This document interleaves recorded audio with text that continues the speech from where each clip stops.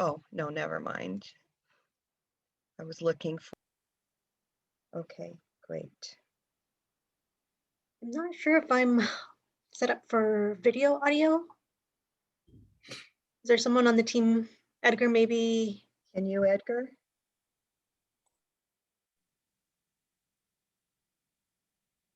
I see it's already recording. Yeah, can you show the videos, the student voice videos? Ariana can show them, but she has there's no audio coming through. Let me give it a try. Hold on. Thank you. Yeah.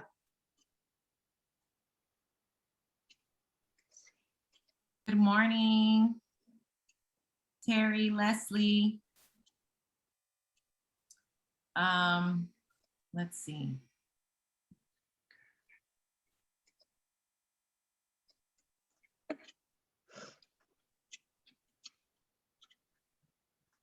Do you want me to share my screen right now with the video? Yeah. Please. Panorama, right? Yes, please. Okay. Stand by. And then you can just go right into any other videos that you have. Great.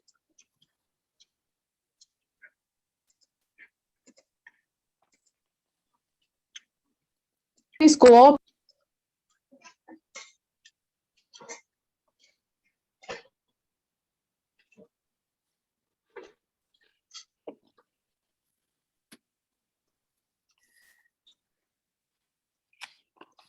Is how has Panorama High School, a community school, helped us voice our opinions? As a community school, Panorama High School allows me to participate in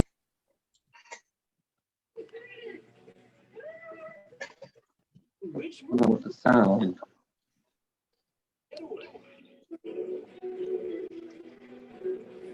student voice in various ways. For instance, it has encouraged me and many students to be a part of the Kelly Gomez Advisory Cabinet, the local District Northeast Town Hall meetings, and the Mayor Youth Council, which I am personally involved in.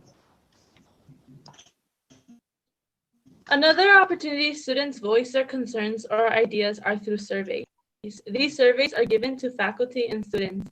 The purpose of them are to have them express their interest and voice any concerns or questions they may have.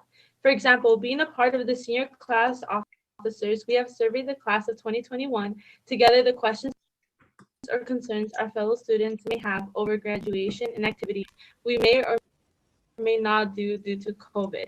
We also survey the entire student body to have them voice the activities they want to see in their school community.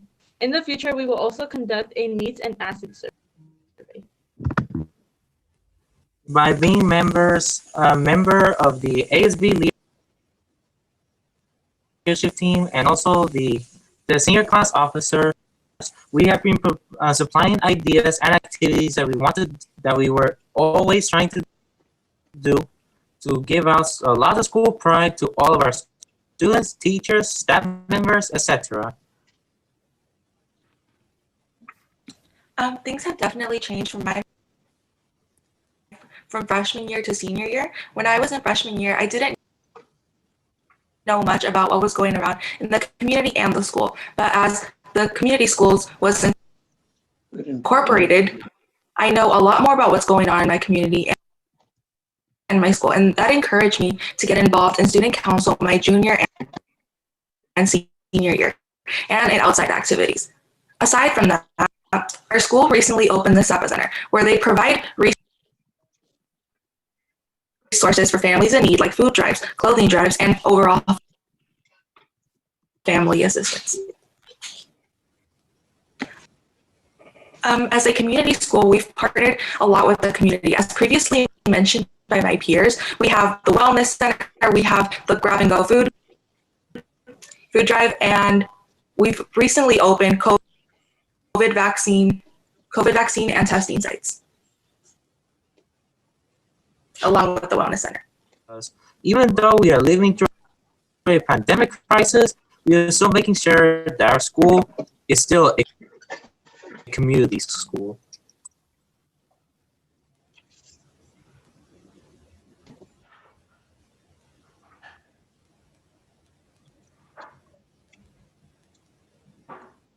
Welcome, everyone. We're just going to give folks an opportunity to join the Zoom call this morning.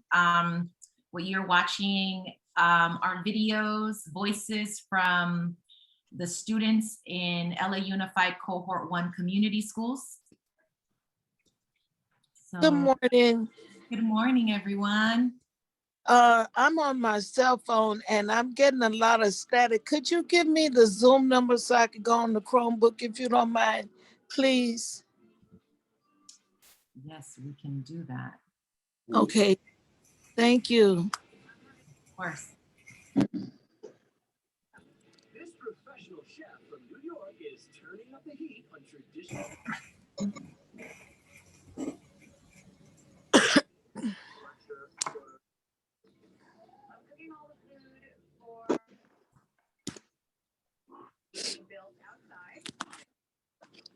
Okay. So, Okay. you got it?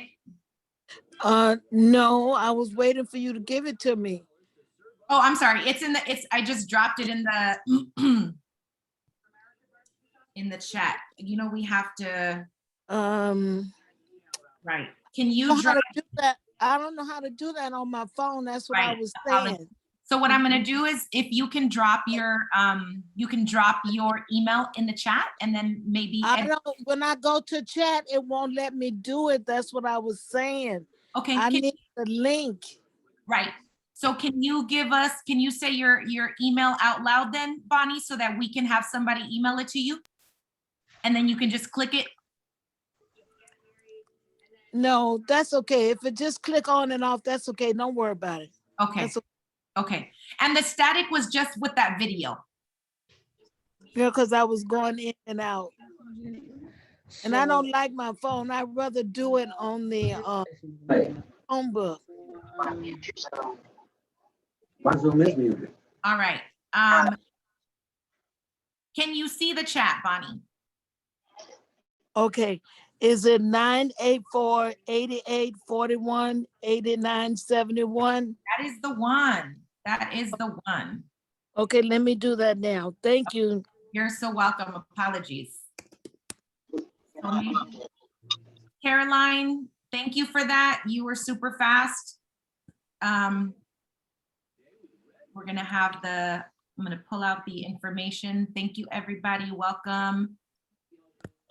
As you're waiting, could you please put the name of your school site along with your name?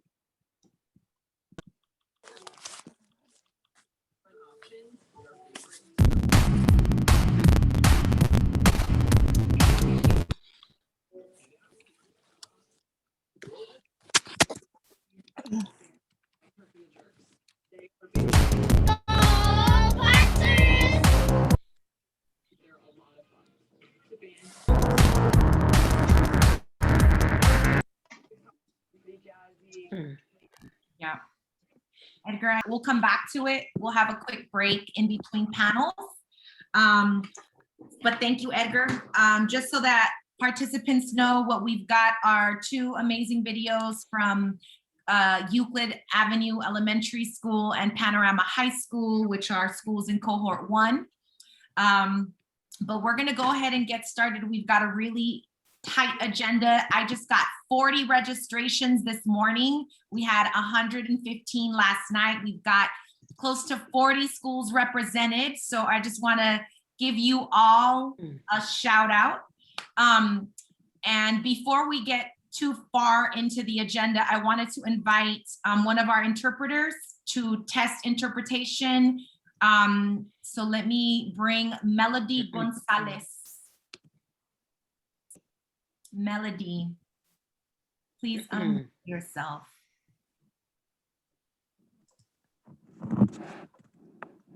Since Melody is an assigned interpreter, no one will hear her unless you are selecting a language of choice. Oh, Melody's in the back. So let's see, maybe we can have Bert. Bert, do you want to review? Sure, the instructions to get on the globe. Buenos días, buenos días. Las familias que necesiten escuchar en español, en la parte baja de la pantalla hay un símbolo de un mundo en donde pueden seleccionar el idioma en español. Si están usando un celular, también en la parte baja de la pantalla Va a ver la palabra more, más o 3 puntos en donde pueden seleccionar el idioma en español. Also, another reminder for anyone who is not bilingual and you will need interpretation into English, please take the time and select English on your interpretation globe on the bottom of your screen. Thank you. Awesome. Thank you, everyone. So Ariana, can we drop the agendas in the chat box? Welcome again, everyone. My name is Esperanza Martinez. I am the community school coach with United Teachers Los Angeles. I just want to give just some quick recognition to the teams who helped make today possible. We've got Cora Watkins from the Division of Instruction. We've got our LA Unified team. We've got Ariana Oliva from Unite LA. And we have Jan Williams, Mau Trejo, Edgar Ortiz, Jasmine Garcia, and Marta Sanchez from Reclaim Our Schools Los Angeles, who helped call you all, to invite you, help to have meetings with your students and your families and your staff. So we're really excited, and we bring you a really incredible program today. So what we hope to accomplish this morning is we want to ensure that your design teams, your community school implementation teams are able to deepen your understanding of the collaborative leadership and practice pillar. It's a foundational pillar. It often gets left to the end. We want to be able to center it today and really bring to life what is the role of the community school coordinator and this needs and asset assessment process that you've been hearing about over the last few weeks. Secondly, we want to be able to introduce you to our LA Unified Community School Cohort 1 teams. We want you to hear from local practitioners and explore key questions and just hear about their journey over the last year and a half, in particular during COVID and this global pandemic. And lastly, we were going to give you an option to stay from 11 to 11:30 to be able to troubleshoot and make progress on your community school application and develop a solid plan in your school teams, but probably sprinkled in with other schools in your geography. And we'll have the community school steering committee staff along with community school coordinators from Cohort 1 here to support you if you choose to stay. So now I want to give both Allison Yoshimoto Towery, the Chief Academic Officer in the Division of Instruction, the opportunity to say a few words, and then we'll hear from Honorable Jackie Goldberg. So Allison. Good morning, good morning, good morning. I just want to welcome everybody today. Tomorrow marks the 1-year anniversary when we last had all of our scholars at school.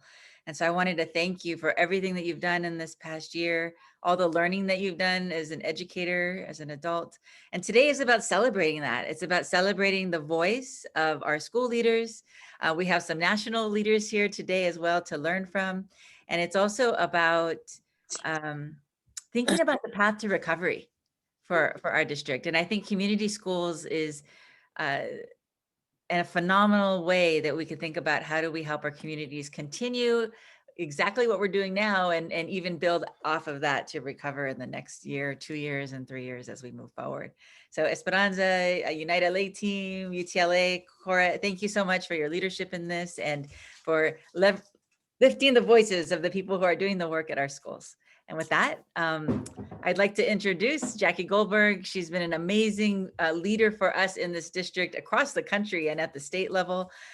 She is a mentor to me personally. And I just want to say thank you, Jackie, for being with us today. And we're just thrilled that you're here with us and helping us lead this work in the district.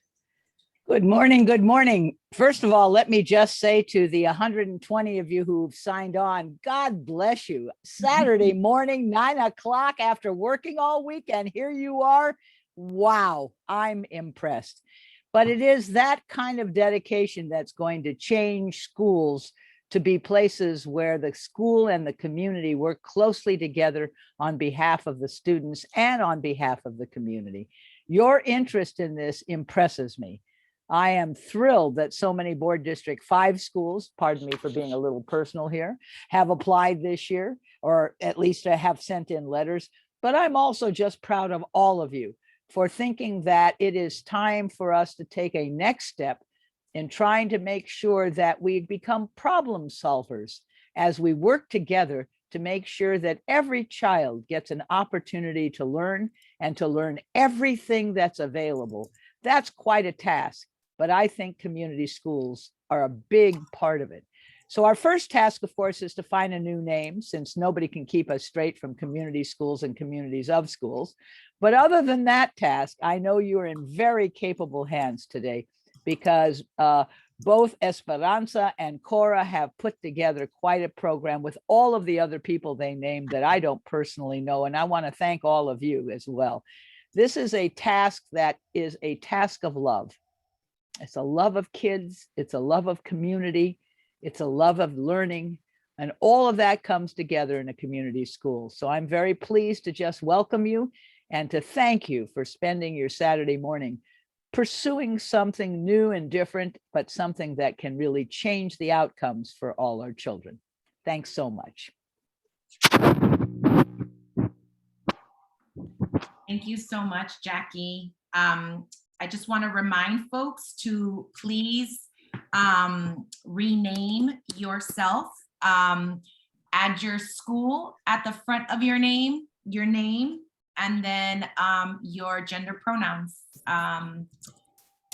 Thank you so much, Jackie. Let's see, we're gonna go to gallery view. Okay, for folks who are trying to log in through another device, there should not be a password. It should just be the Zoom number. Okay, team. So I just wanna, we have an incredible guest speaker today. I just want to make sure that he is on. He's in Chicago, leading the fight for education justice, G2 Brown. Oh, G2, do we see G2? We may have to come back. We may have to come back to G2. But in the meantime, we're going to get started with our incredible national experts panel. So we thought about who we could bring to shed some light on the work that is happening across the country to build sustainable neighborhood community schools. The Cohort 1 community schools are a part of an amazing network of community school practitioners. We meet monthly in professional learning communities with school administrators, community school coordinators, parent reps. And today I'm really excited to bring two incredible administrators from North Carolina, from Durham, North Carolina, to speak to us about inclusive leadership. And in the LA Unified model, we call it collaborative leadership and practices. Some cities call it distributed leadership, shared decision making, and it is the fourth pillar in our model. So we have, the first is integrated student supports. The second is expanded and enriched learning time and opportunities. The third is active family and community engagement. And the last is collaborative leadership and practices. Because it's the fourth, sometimes it gets left out, but today we want to center it as the foundational pillar on which to build a transformational community school. So today we bring to you Terry Phillips, who is an administrator. You can give me one quick second, team, as I grab my notes. An incredible administrator at Club Boulevard Humanities Magnet School, and James Hopkins, principal at Lakewood Elementary School. So I'm gonna spotlight these folks for you. And if we can start, Terry and James, with just sharing a little bit about who you are and what motivated you and inspired you to become a school leader. Terry, and Terry, I will yield to you. and then we're gonna spotlight our team. James always does that. He's such a gentleman. I am Terry Phillips. I am principal at Club Boulevard, as Esperanza said. This is my 6th year at this particular school. This is my 15th year as principal.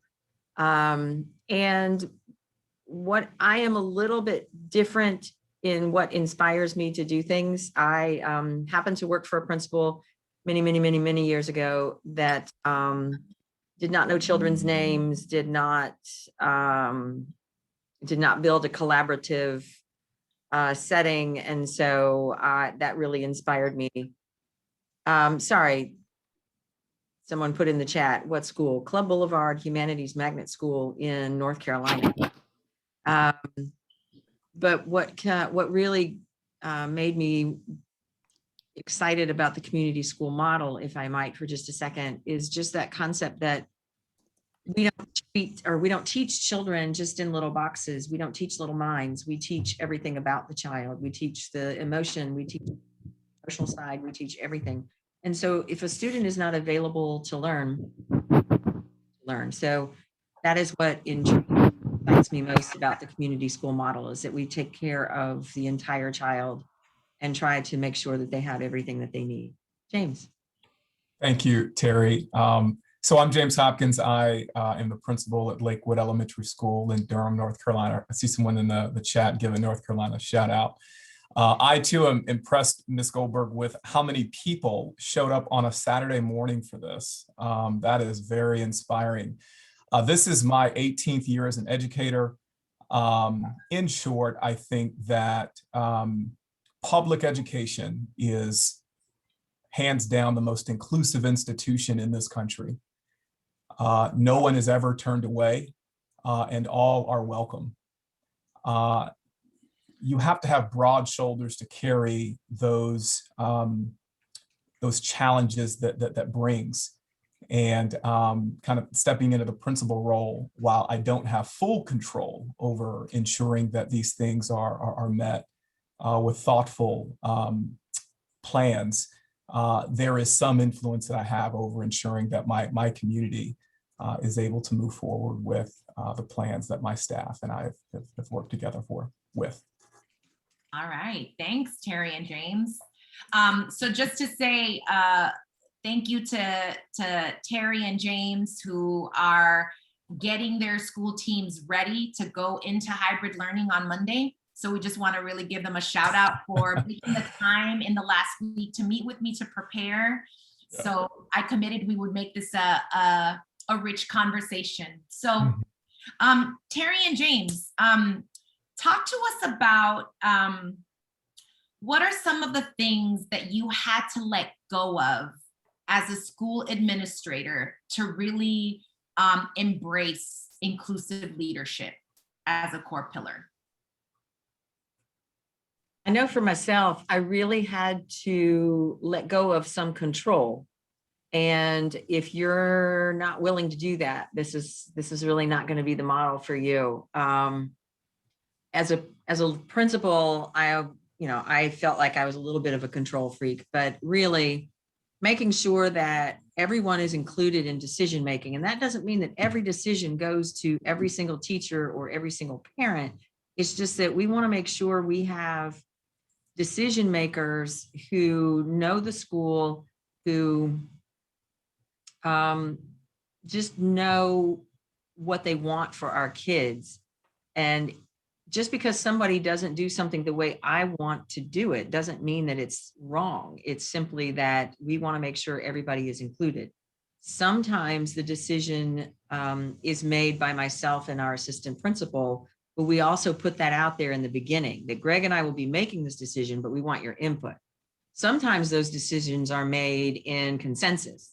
So we'll bring our leadership team together, which consists of parents and staff members, and say, we want consensus on this particular topic, such as budget. If we come up with additional money in our Title I budget, we will go and ask for ideas, and then we get consensus on that.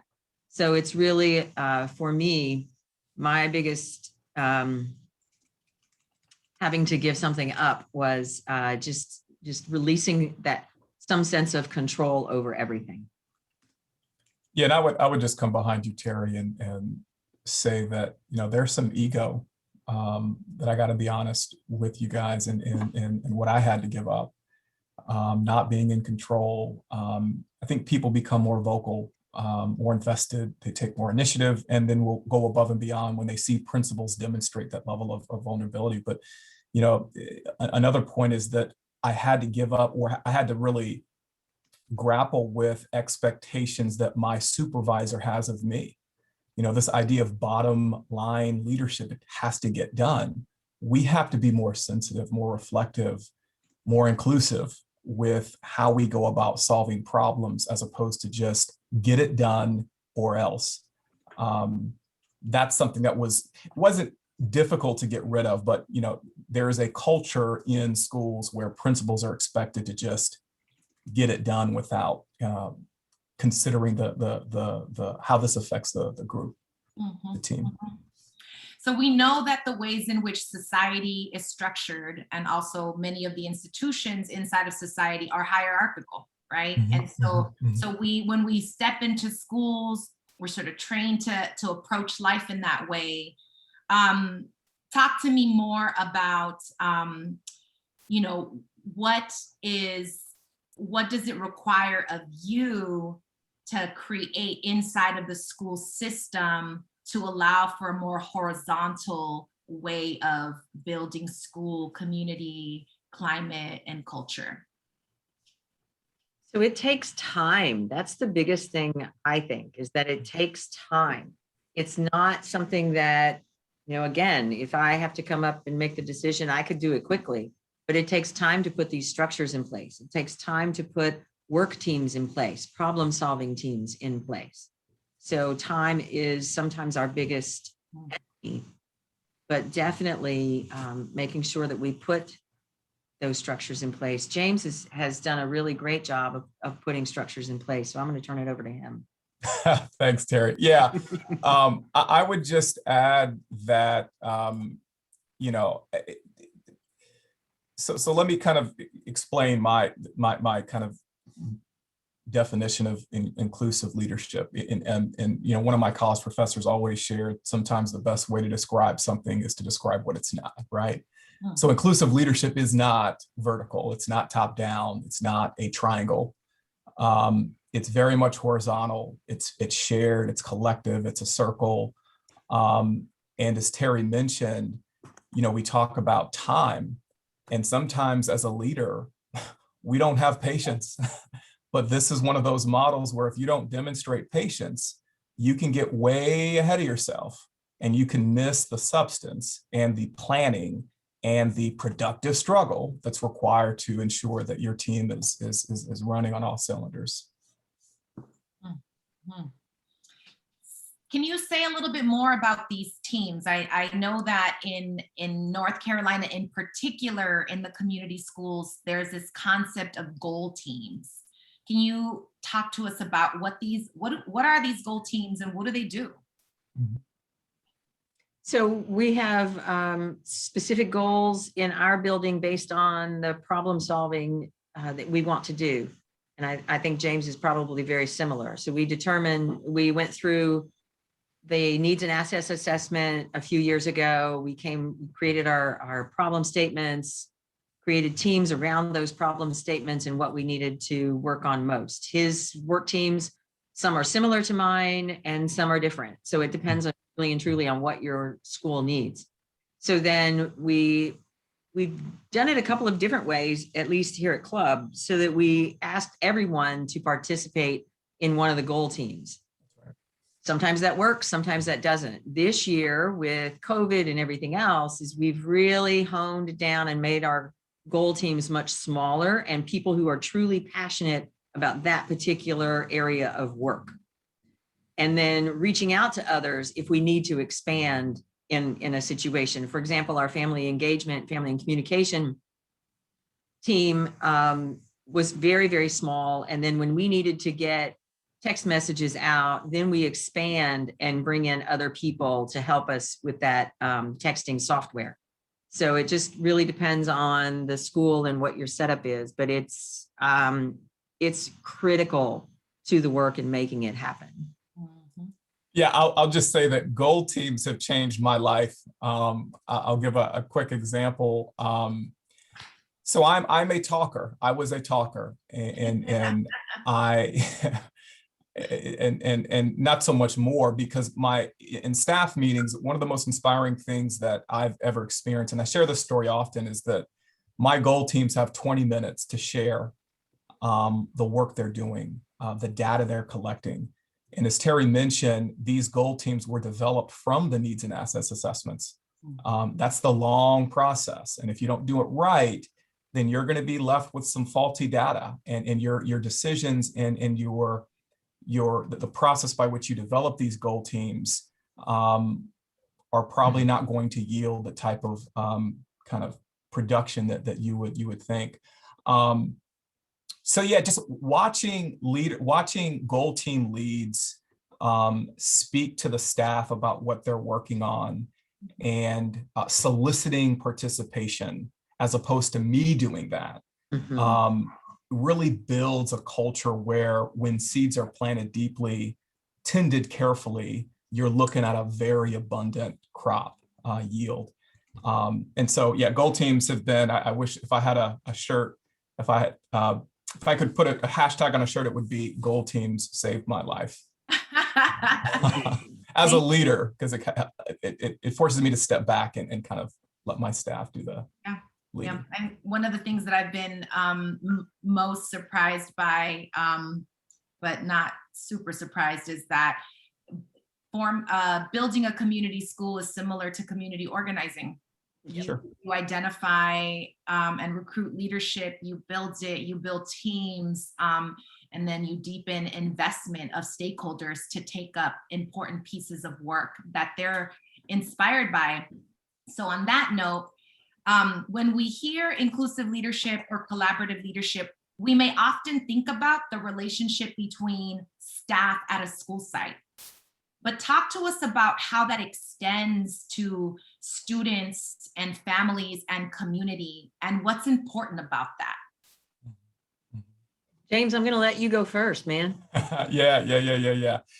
So I going back to the needs and assets, the CNA, that assessment process, when families and students and teachers and community stakeholders see their feedback reflected in the plan, they become more interested. And when these people become interested, you have them. So that's the hook.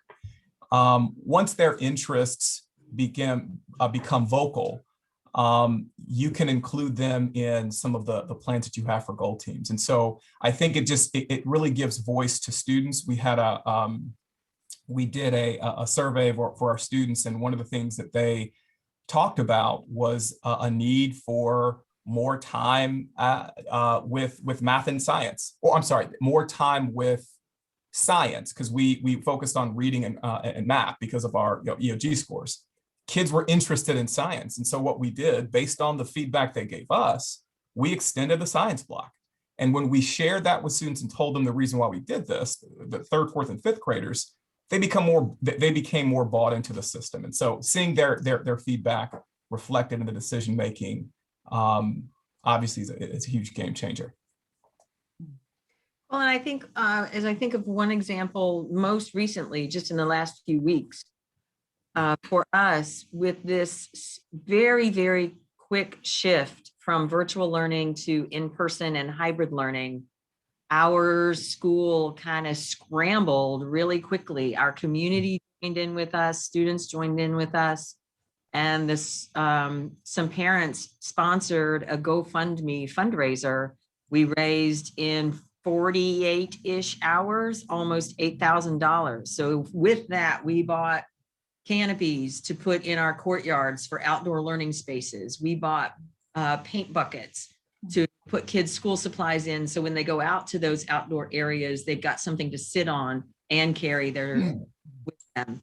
So these are things that the community school, I mean, it's not really, well, it is about community schools, but it's what the people see the need is, even without that needs an assessment, or beyond that needs assessment. It's just amazing to see how people pull together, and everybody, I mean, this is truly, and I know James is in the same position, this is truly a community. It's not just a school sitting in a neighborhood. Great way to put it. Wow. Well, Harry and James, we've got a really packed agenda. We're so honored that you were able to join us. I want to ask if you have any quick words of wisdom for, we've got administrators on the call, staff, students, and parents. Any quick words of wisdom? And then would you mind sharing your emails in the chat box if anybody wants to reach out to you? So quick words of wisdom. Two thoughts from me. It's critical that the principal really be invested in this process, and the relationship between the principal and the community school coordinator is extremely important. Yes. And I lied, maybe a third. I think it helps because James and my school have both been very successful, I think, because our community school coordinators also have organizing backgrounds. And I think that helps. It's not a requirement, but it helps.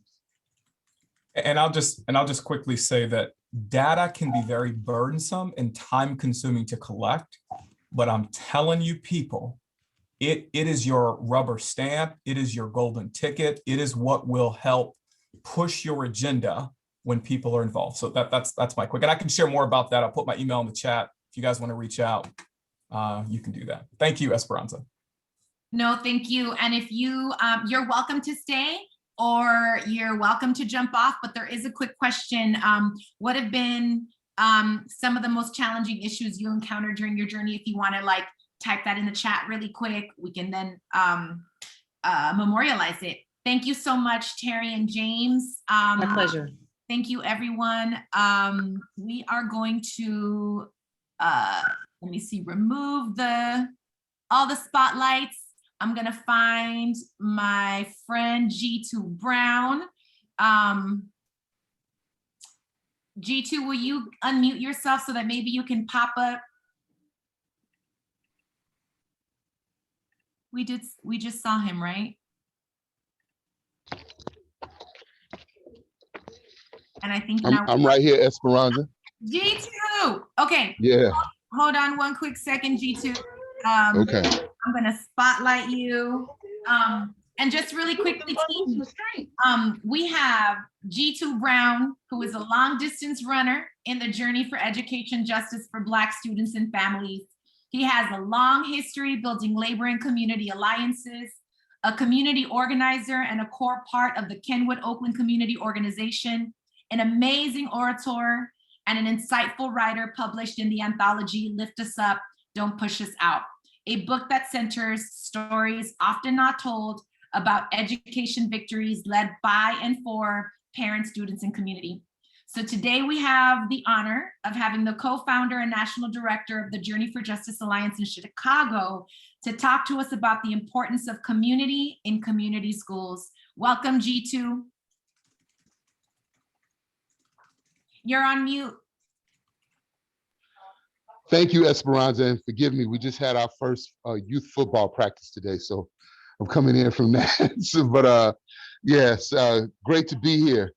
And this is really an important conversation. So when I was reflecting on kind of what I would share, I said I don't want it to get too political, but then I had to slap my own wrist, because the fact of the matter, for Black and brown families, everything is political. And so often when people say, well, this isn't about politics, it's about children. Well, no, there wouldn't have to be community organizations. There wouldn't have to be organizing campaigns if everything was not political. So I'm gonna be political, all right? So I had to check myself. So as my sister said, my name is G2 Brown. I'm from Chicago, Illinois. Longtime community organizer, a proud son of the Kenwood Oakland Community Organization. and I serve the Journey for Justice Alliance as its national director. I want to send a shout out to my friend Billy Easton, who was one of the first people to introduce me to national organizing work many moons ago with Communities for Excellent Public Schools. And so what I like to do is just share why we believe in the Journey for Justice Alliance that sustainable community schools is not only an evidence-driven model of school improvement, but a weapon for equity in our communities. We know that public education for Black people was born through an alliance between the African Methodist Episcopal Church and abolitionists, and they were called the African Free Schools. And despite the fact that we are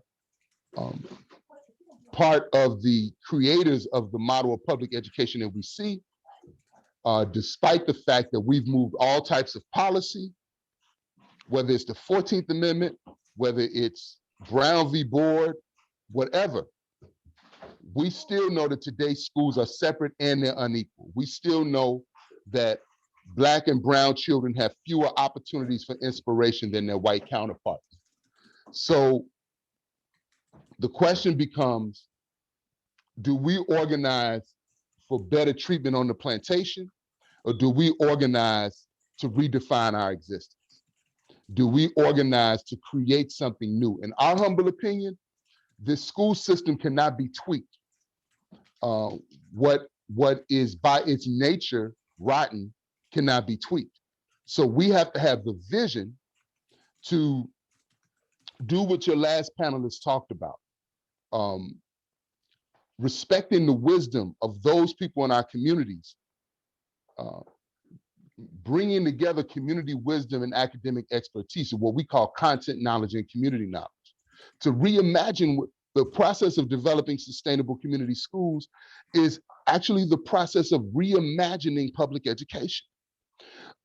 In the moment that we are emerging from COVID, I, as a parent, I am not okay with just sending my child back to a system where they're sitting in rows and there's 35 kids in the class and there's no culturally relevant curriculum, and they treat the parents as if they stole something if they try to come in the building, and their intelligence or their lack of intelligence is measured through standardized tests, right?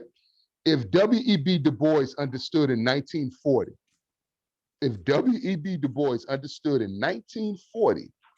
that the purpose of standardized testing was to prove Black people's lack of civilization and the illusion of white supremacy, it is really beyond incompetent that we're depending on that model today to gauge what our young people have.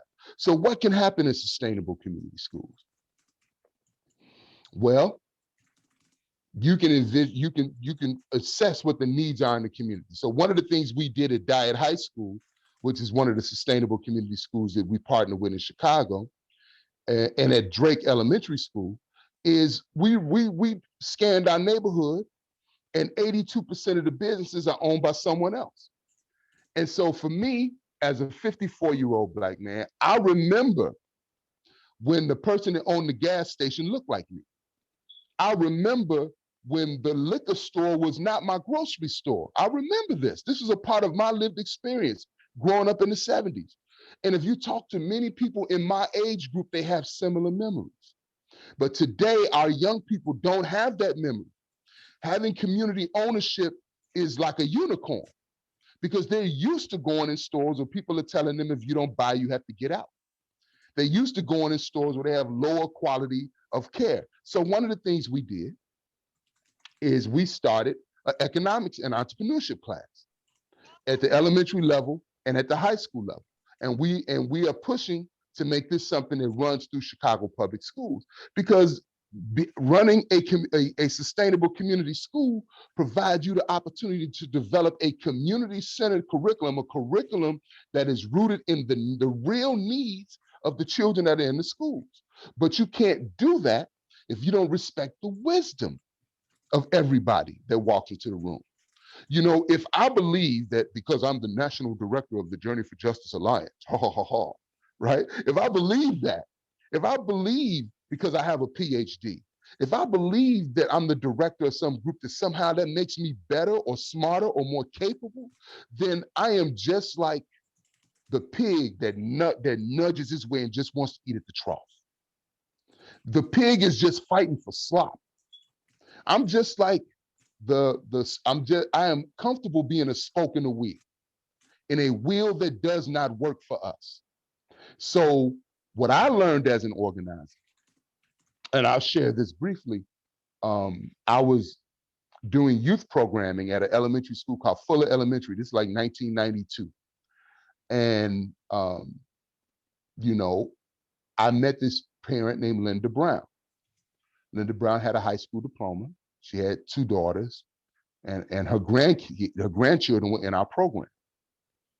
Linda Brown was the mother of the neighborhood. If Linda Brown said, I need y'all to come to this meeting, you can get 25, 30 women and other parents in the room. So I was smart enough to link on to Linda Brown, and she blessed me in the neighborhood because people didn't know me then, because I'm from further south. And Linda Brown was the type of parent that if I was doing a field trip and I needed chaperones, I would call her sometimes at the last minute, you know, being, you know, out of pocket. And I'll call her and she would always say, anything for the kids, Brother G2. And she would give me some chaperones. Well, Linda Brown had, suffered from breast cancer in 2003.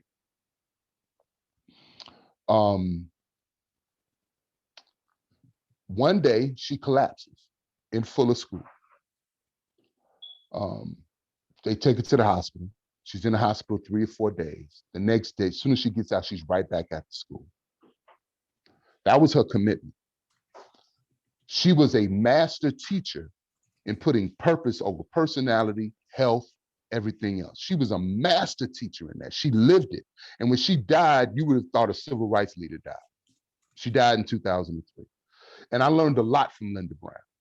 Even though I'm more lettered than Linda Brown, even though I got more titles than Linda Brown taught me about community authenticity. She taught me about giving yourself to people, ministering to people. She taught that lesson. She taught a master class in it. But if we're so arrogant that we think that the trinkets that this system gives us, because the system gives us what we get to be trinkets. The purpose of the titles we get is for us to be a spoke in the wheel. Now we decide whether we want to be that or not, but it's undeniable. That's the purpose of it. The purpose of it is not to transform America. The purpose of it is for us to make the empire more of an empire. And so, but one of the bedrocks of the empire is our oppression. So the question becomes, every instrument we have to flip that on its head, we must do it. And one of the ways we do it is we control the institutions that are in our community so they are no longer colonial forces. They are no longer people coming in your neighborhood imposing their opinions of you on you. So that's why you go to the liquor store and it smells, because they don't care about you. That's why you go to the hospital and the security guard is telling you get up or sit down or move, because they don't care about us. That's why they shut our schools down, knowing the damage it does. That's why they take out teacher aides out the classroom, or they cut art and they cut music, because we don't matter. That's the truth.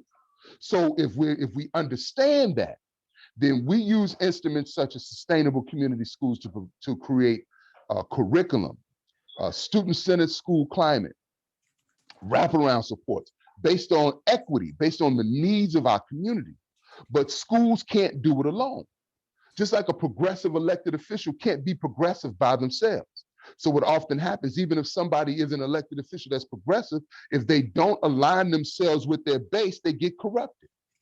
And how many examples do we have of that, right? By the same token, if a school is not aligned with an organized community, then the pressure of an oppressive school district will eventually squeeze that school into non-existence, or it will make that school become more of the status quo. So it is important for sustainable community schools to be rooted in community power, rooted in it, right?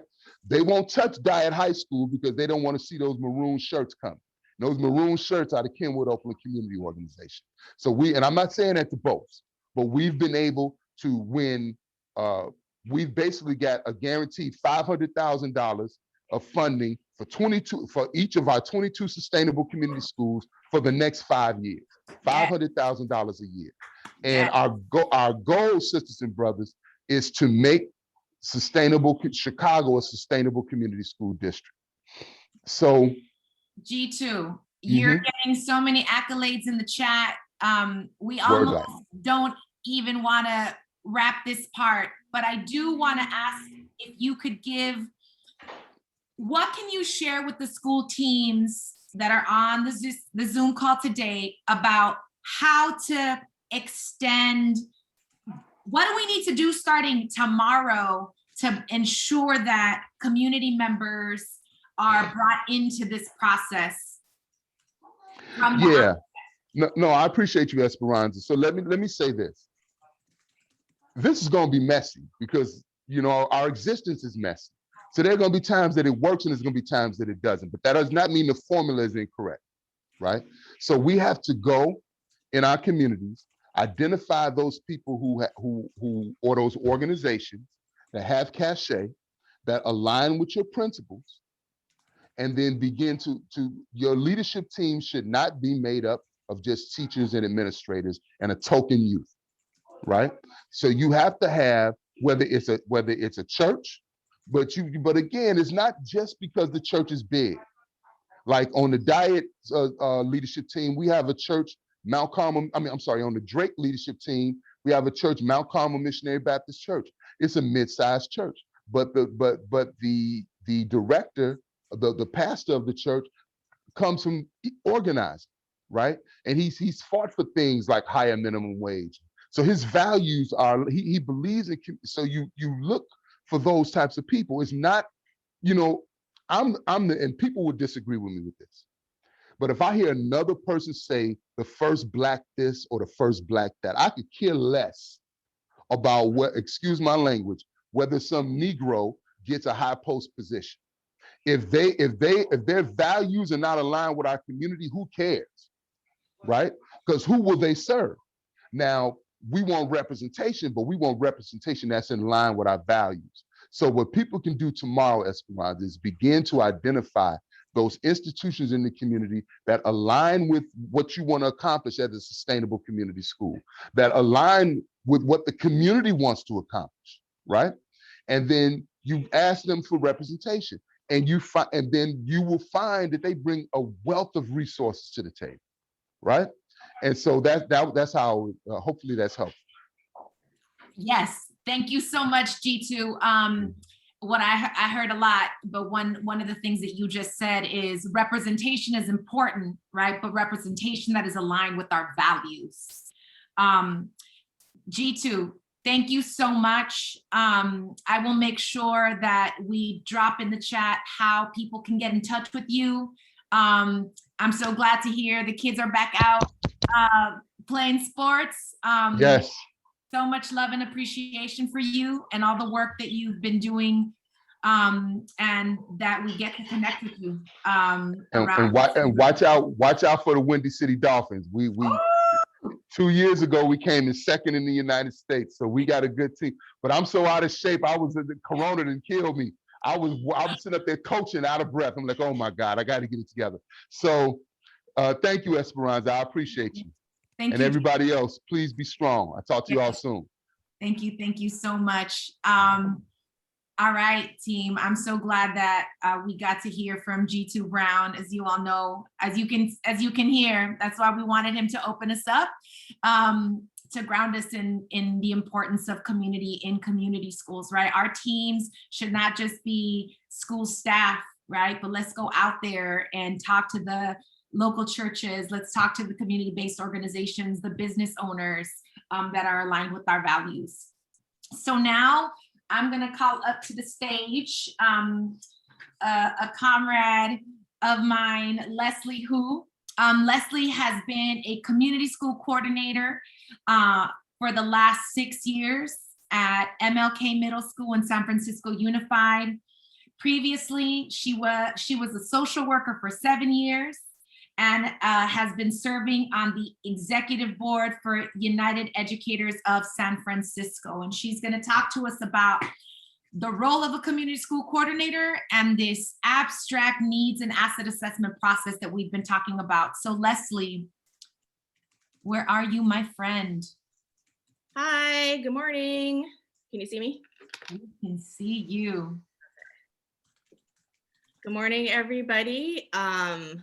It feels really mean and unfair to go after G2. I will have to say, and I feel extra nervous about this, but I'm really, really excited to be here with you all. Community school is my passion, and I think that this is how we should do school. And so I'm going to share with you some lessons learned and on the ground. I think that what James and Terry and G2 talked a lot about was these amazing things. And then as the coordinator, it's really my job to make those things happen. If people don't think that that's not hard, yeah, it's kind of hard. So I want to preface this by saying that I'm going to be super real. I don't know any other way to be. I think a lot of people are kind of caught off guard a little bit when I start talking. So just, I just want to name that. So I'm going to start sharing actually a slide deck while I'm talking, but I wanted to kind of have you kind of share, see who I am and build trust a little bit with me. The first couple of slides that I'm going to talk about are sort of the impacts of the community school strategy on MLK. I'm not doing this to brag. I'm just talking about the potential that it has, as well as to honestly to build trust a little bit. I've got 15 minutes for you to actually build a connection with me and me with you. And so, this data is one way for me to do that. So I'm going to share my screen with you all and show you a little bit about sort of what's going on at MLK. Okay, so I'm going to do in present mode. And it's loading, sorry. Okay, so this is, not that interesting. So what do we see here? Our school 7 years ago was really, really struggling. Young people were not learning and they just weren't feeling safe, right? Only 21% of our students were proficient in math. Only 31% were proficient in ELA. We had the highest number of office disciplinary referrals in all of San Francisco, and we had an astronomical amount of suspensions as compared to the number of Black children we had in our school. When I got there the first year, every single moment of every single day out of 500 students, there was at least 30 students out in the hall not learning. It felt very wild, wild west. And so I say that to say that, trying to paint a picture, right? Well, guess what, people? There's some changes. Over the last few years, we've seen a 90% decrease in suspensions and office disciplinary referrals. In the year 2017-18, for our Black students, I think we had maybe like 80 office disciplinary referrals, which is huge. We had 9% increases in ELA and math, outpacing the rest of our district by 7%, including our Black children who were gaining by 10 to 11%. And this growth was happening in 3 years, actually. I don't even have the data for the 18-19 year up here. And 19-20 doesn't count. So we saw tremendous gains in every academic, every social emotional area that we could measure at that moment. I also want to recognize that I can't see the chat. Esperanza, if you want to shout out any questions during, that's totally fine as well. I might answer them in my conversation. So what does it actually look like on the ground, right? Like, I think that's sort of like the thing to think about. And I'm going to talk a little bit about what the coordinator itself does. So I like to think about it in terms of these macro, meso, micro kind of conversations. And so these are some examples of what we mean by that, right? Like macro is monitoring and aligning systems, kind of making sure that everything's fit, all the pieces of the puzzle are fitting together, kind of that theory of action kind of stuff, which is, all these very big words. I also just realized I want to speak slower for interpretation. Meso are things like program management. So, who is in charge of coordinating the food bank? Who is in charge of mentoring? Those sorts of things. And then micro is really sort of like the student facing and family facing types of things. It's direct instruction, it's lunch duty, those kind of things, right? So what do I do in a day? This is what I do. I spend almost all of my time in the macro and a little bit of meso. Oh no, the formatting. I spent 85% of my time in macro. I'm purposely pausing to get that sink in. Because people think that they're gonna get somebody and they're gonna be like, oh yes, somebody's gonna do lunch duty all the time. Somebody who's gonna be able to do passing period hallway supervision, all these types of things. And yes, I do help with that, but it's not my primary job. I don't even spend that much job in program management, right? Now, this is year 6. This is what it is. When I was in my first year, it was significantly different, but I still spent 50% of my time in macro, even in those really hard years. This is what a day in the life looks like, right? So I might facilitate the systems team meeting, which is the overall system monitoring all of the adult collaboration in our school. So what's happening with 6th grade, grade level collaboration? How are we aligning it with 7th grade? How are we aligning with 8th grade? That is the systems team meeting that I facilitate. I might attend a math department meeting where we analyze data from the math acceleration class with the math teachers and after school staff, because math teachers and after school staff actually co-teach this math acceleration class together. I might support a community program implementation. Me and a group of people are gonna start thinking about ethnic studies and how we're going to infuse that into all of our curriculum. I'm gonna meet with the principal and an Ed Justice Coalition to talk about what's happening in community schools in San Francisco. And I also might help a parent log into their online portal, and I might help a student open their locker, right? Like these are all things that we all have to do no matter what. And so I wanna take a moment here to just pause.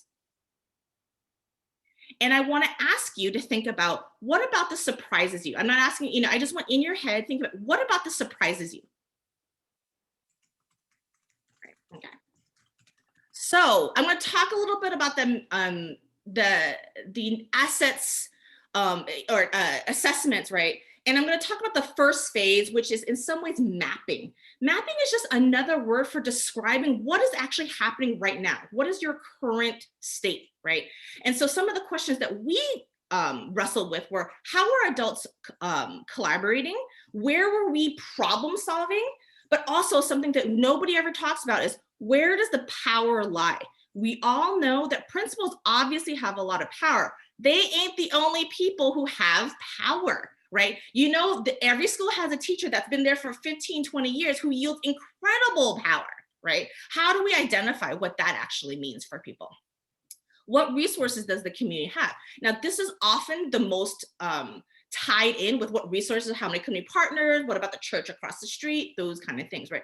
I'm talking about internal resources, like what are the skills and strengths of your staff, of your student, of your families, and of your community, right? It's not just the number of community partners that you have, right? And so these pictures are what we did. So we started off with, like you see in the middle picture on the left, we mapped out all the things that we were doing in support of families. How are we engaging with families, right? How are we partnering with families? And what that led to that map was, it led to these questions.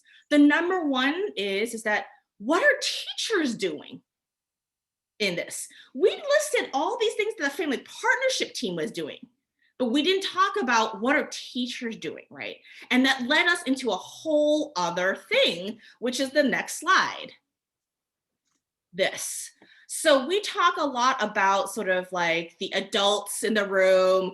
And so, normally people think, oh, assets, we're talking about students, what we're going to do, right? We know that student culture will never be as good as adult culture. So if we don't have strong systems and structures for how adults come together to collaborate and solve problems, we are all so completely screwed that you might as well just give up. There's no point if you can't figure out how you're going to collaborate with your colleagues at a school site, right? And so you'll see that from the mapping, we came up with what we realized what we were actually doing, which is these 4 North Stars. These are our guiding lights for us. The whole child and everything that comes with it, especially during the pandemic. Student voice. So how do we center young people in this work in every place? Rigorous learning. So how are we providing high quality instruction? And how do we feel like we're supporting students in belonging, in community, and how to connect with one another, right? So we designed and iterated this entire system based on this that came from mapping, that came from assessment, right? And this is something really, really important, right? Like, I think all too often we are very, very, very scared of the word assessment because it's like jargon. It's scary. It's overwhelming, right? And I just want to say, it's just about listening. Assessments are just listening. It really is. It's how do we create systems or structures to listen, right? How do we ask them what they want out of their educational experience, not just what they need. Need is based on a deficit model, in which we know all of our Black and Brown and Indigenous students and families are already living in. How do we paradigm shift that into what the possibilities are, what the hope is? And so assessments really is that what are the systems or structures that you need to set up in order for you to listen, right? And listen in a systematic way, not just, Miss Smith listening to her students in room 107. It's how do you do it throughout the entire building and ongoing. So like people are like, oh, it's this like big ongoing thing. It doesn't have to be. It should be in addition to. So for example, when we went into pandemic, a very clear example is that we were putting things on Google Classroom and we asked the students like, how's it going? And they all said the instructions on how to do assignments were hecka confusing. So we changed it. Every single teacher started posting videos describing the instructions too. That is one small but very clear example of ongoing assessments is really critical, right? And all that is us listening, setting up a system and structure. And what I just talked about wasn't hard. You set up a freaking Google form. You bring a couple people together to brainstorm what those questions are, and you send out a Google form, and you have every teacher give it to their homes or whatever, right? It doesn't have to be complicated. And the most important thing about this is how do you use this information to drive how you do school? This is how you're thinking about how you're doing school, right? And these 2 infographics are the results of a very comprehensive health assessment that we did 2 years ago. So we asked 47 questions of various domains on their health because we know that their health really impacts their learning, right? And so we realized that almost 80% of our students live in high levels of stress. That's huge. Right. So what are the distinguishing features of what MLK is? I also forgot to mention that this slide deck will be available for people as well. So we are equity-centered, anti-racist, and healing-centered, right? So these are, we've been doing this work for a long time, and we're unapologetically down for this, and we live by these values. What that actually means in actual practice, that's where people stop like talking, right? So I'm gonna talk about it. In order to do that, you have to be able to reflect and grow your own practices and collective practices. What this actually means is that if you are not down to be humble and basically say out loud and in public that I have failed our Black children for decades and I'm part of the system that has, then you can't do this work well. If you have not done that work on your own and with your colleagues to say, I have not been serving Black children well, I have been part of the system that has not been serving Black children well. Right? So you have to be able to reflect on your own practices, but also align with everybody else's in the building, right? We have to focus on listening. So it's not this one and done assessment process. It's an ongoing thing. We build assessment and listening into everything we do, every team that we have, all day, every day. We have shared and distributed leadership. So I have almost just as much power as my principal. Our teachers, for example, when we were in distance learning, our teachers came up with the schedule. Our principal didn't. He didn't lay one single finger. He didn't attend one meeting. Our teachers came up with the distance learning schedule and they brought it to him. He's like, explain the rationale. He's like, cool, you guys want it? Done. right? That is shared and distributed leadership. Adult collaboration is a must. If you are not down to sit down with your student's therapist to reflect on how your own practices are harming them, then it's not going to work. If you're not willing to adjust your scope and sequence and your instruction with your grade level teams, it's not going to work. If you're not down to meet, to plan, it's not going to work, right? We always use data. We always, and sometimes it's not like these formal numbers. It's just anecdotal data, but we always have information that guides our work. It's not just these assumptions. We align our systems across community, especially instruction. We do vertical alignment. We do, the other version of alignment, all of that, instruction everywhere. We have systems and structures for community partners to flourish. So people like to think about like, oh, Leslie, how many community partners does your school have? And I was like, what does that number mean to you?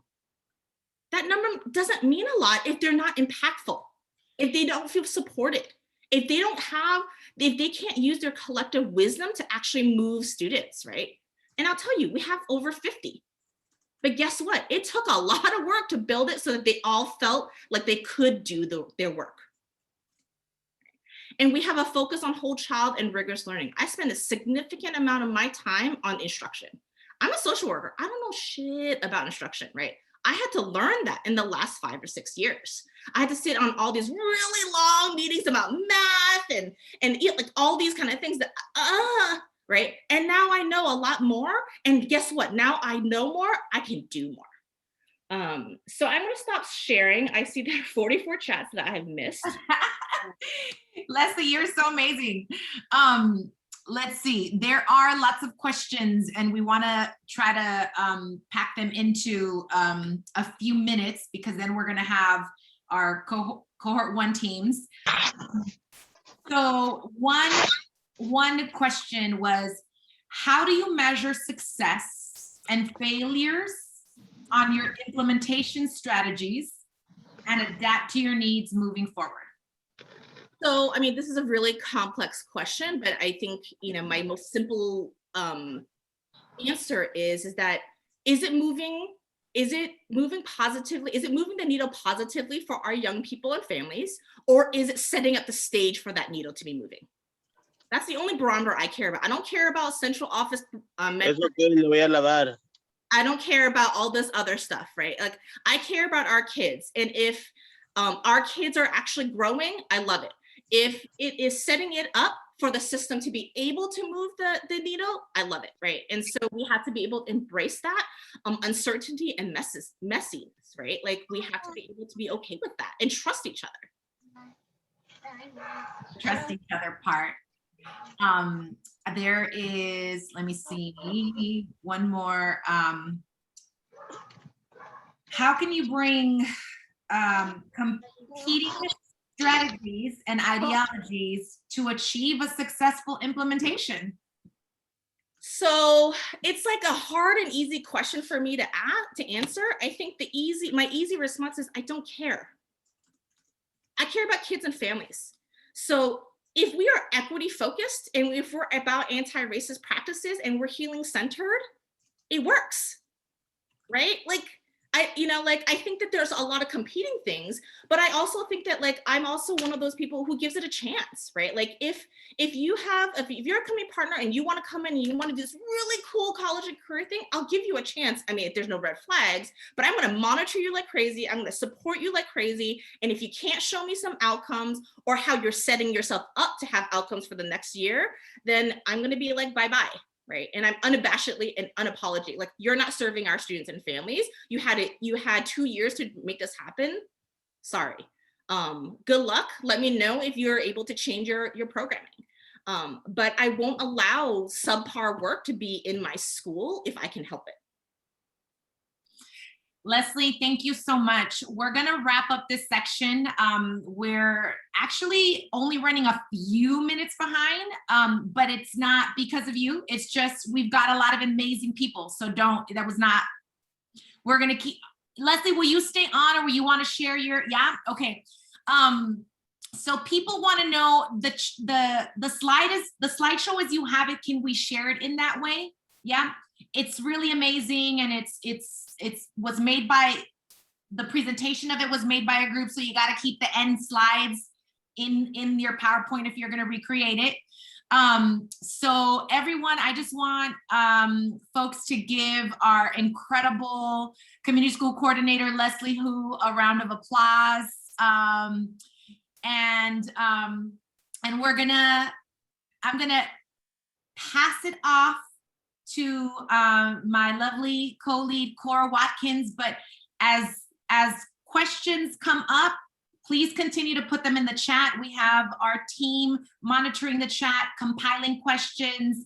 We're gonna have a Q&A, but now we wanna bring you what you all have been asking for, which is, what are our colleagues in LA Unified in Cohort 1 doing, right? What does their work look like? So I'm gonna be quiet now and pass it off to Cora Watkins.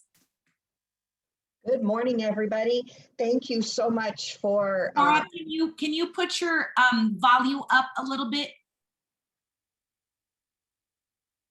How's that?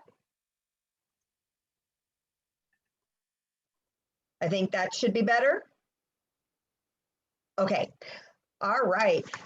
Thank you to all of our friends far away from LA Unified, and we want to turn the spotlight on our LA Unified Cohort 1 colleagues that have been in the trenches, who started this work before we'd ever heard of COVID-19 and have managed to sustain their efforts even through a national pandemic.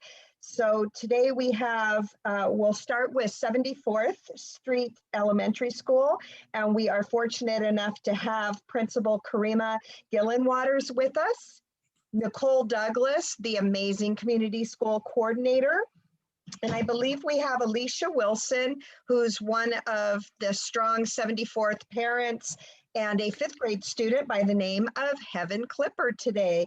And can you guys tell us a little bit about your school and the journey that being a community school has been for you guys? One quick second, team. I wanna ask Alicia to unmute yourself so that you can pop up on my screen, that I can spotlight you with the 74th Street team. There's Alicia and then a student, Heather? Heaven. Ooh, I love that name. We see them? Do we see them? Alicia and Heaven, can you unmute yourself? I did. Here. Oh, hi, Heaven. Okay, awesome. Now let me spotlight you, and then Alicia, can you unmute? Yes, I'm unmuted. Oh, I see you. Okay, thank you for that. Now I'm gonna remove the spotlight from Cora and then spotlight Alicia. Here we go. Good morning.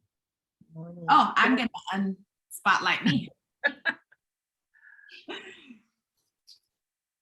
You can go ahead, team. Oh, well, good morning to everyone. I am Karima Gillenwaters, proud principal at 74th Street Elementary and Gifted Magnet School. Why don't we just all introduce? I am Nicole Douglas, the community school coordinator.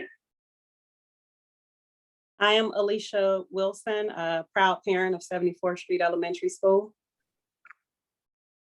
I'm Heaven Clipper, and I'm a 5th grade student at 74th Street. Hey, I think for us, I'll start by just giving a little background. I joined the 74th Street family. This is my 4th year as principal at 74th Street. And a little about 74th, if you're not familiar, we're in local district West, a part of board district 1. We are located off of the closest cross streets would be Florence and in between Cimarron and Van Ness, if you're familiar. We currently serve 422 beautiful students.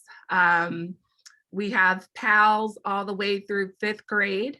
We have 2 schools, our community school, and we have a gifted magnet school. And our student population right now, we're about 56% African American students, and we have about 43% Latinx students. And we are a part of just a proud community. And when I joined as principal, one of the things that really stood out to me was the sense of collective responsibility amongst the staff, and the sense of community. Like, our community is really invested in 74th Street Elementary. Whether it's the neighbor from across the street who, you know, opened up his home, you know, during the strike. We have volunteers who, Miss Mackey, who we love, who is about 83 years young, right? So hasn't had a grandchild. Her children and grandchildren attended 74th. Hasn't had, you know, anyone enrolled there for sure 20 years, but she comes of course, before school closure, shows up daily to help out in any way that she can. We have a gentleman who helps us out with our ballet, who hasn't had his grandchild enrolled in about 20 years as well. So, you know, that jumped out to me my first year there. And I'll never forget, we were doing one of our programs, and I was taking pictures. Anyone here can tell you, me and my cell phone, I'm always taking pictures of our kids and grabbing selfies with students. And so here I am at the assembly with my handy dandy iPhone, and a parent came to me and said, "Miss Gillenwaters, you don't have to do that. I'm a professional photographer. I can come and take pictures of the assemblies as needed. You just let me know." And, you know, that was something that really made me think about, right? Are we really recognizing, right, the assets that we have in our community and all the amazing talents and gifts that are here? So for us, I know when the opportunity to become a community school came up, it was a no-brainer. You know, the opportunity to have someone who could really coordinate resources and services and identify the great resources within our community and the needs of our families and students. We were, you know, sign us up right away. Ms. Douglas, you want to add to that? Sure. Hi, everybody. I am Ms. Douglas again. This has been a ride. The pandemic started during year 2 of us being a community school. No, it was still part of year 1. And here we are today. So we've made adjustments, and we have used some unorthodox and unorganic ways of reaching our students and families. And it's all worked out. And I will share a little story with you, but I'm gonna let Heaven speak next, and she's very nervous, so show her some love. Then Ms. Wilson, and then I will circle back to me really quickly. Okay, Heaven, go ahead. Hi, I'm Heaven Clipper. I'm a 5th grade student at 74th Street. It means a lot to me to be at a wonderful school that treats me like family. I feel like I can talk to any of the staff there if I have any problems. If I can describe my school in one word, it would be excellence. Okay. At our school, we show love, we show care, and we are LA Unified. We're LA Unified Diamonds. Thank you, Heaven. You're the best. Yes, thank you, Heaven. Okay, so I guess I'm up next. Again, I am Miss Wilson, Alicia Wilson, My daughter has been at 74th Street School since she was in ETK preschool. So I've been there for a while. 74th Street has always had like just an amazing feel, amazing teachers, amazing students, wonderful performances. It's really been a great experience. So becoming a community school, I wasn't quite sure what that was. But it has absolutely added like a component to 74th Street that I didn't know that we needed.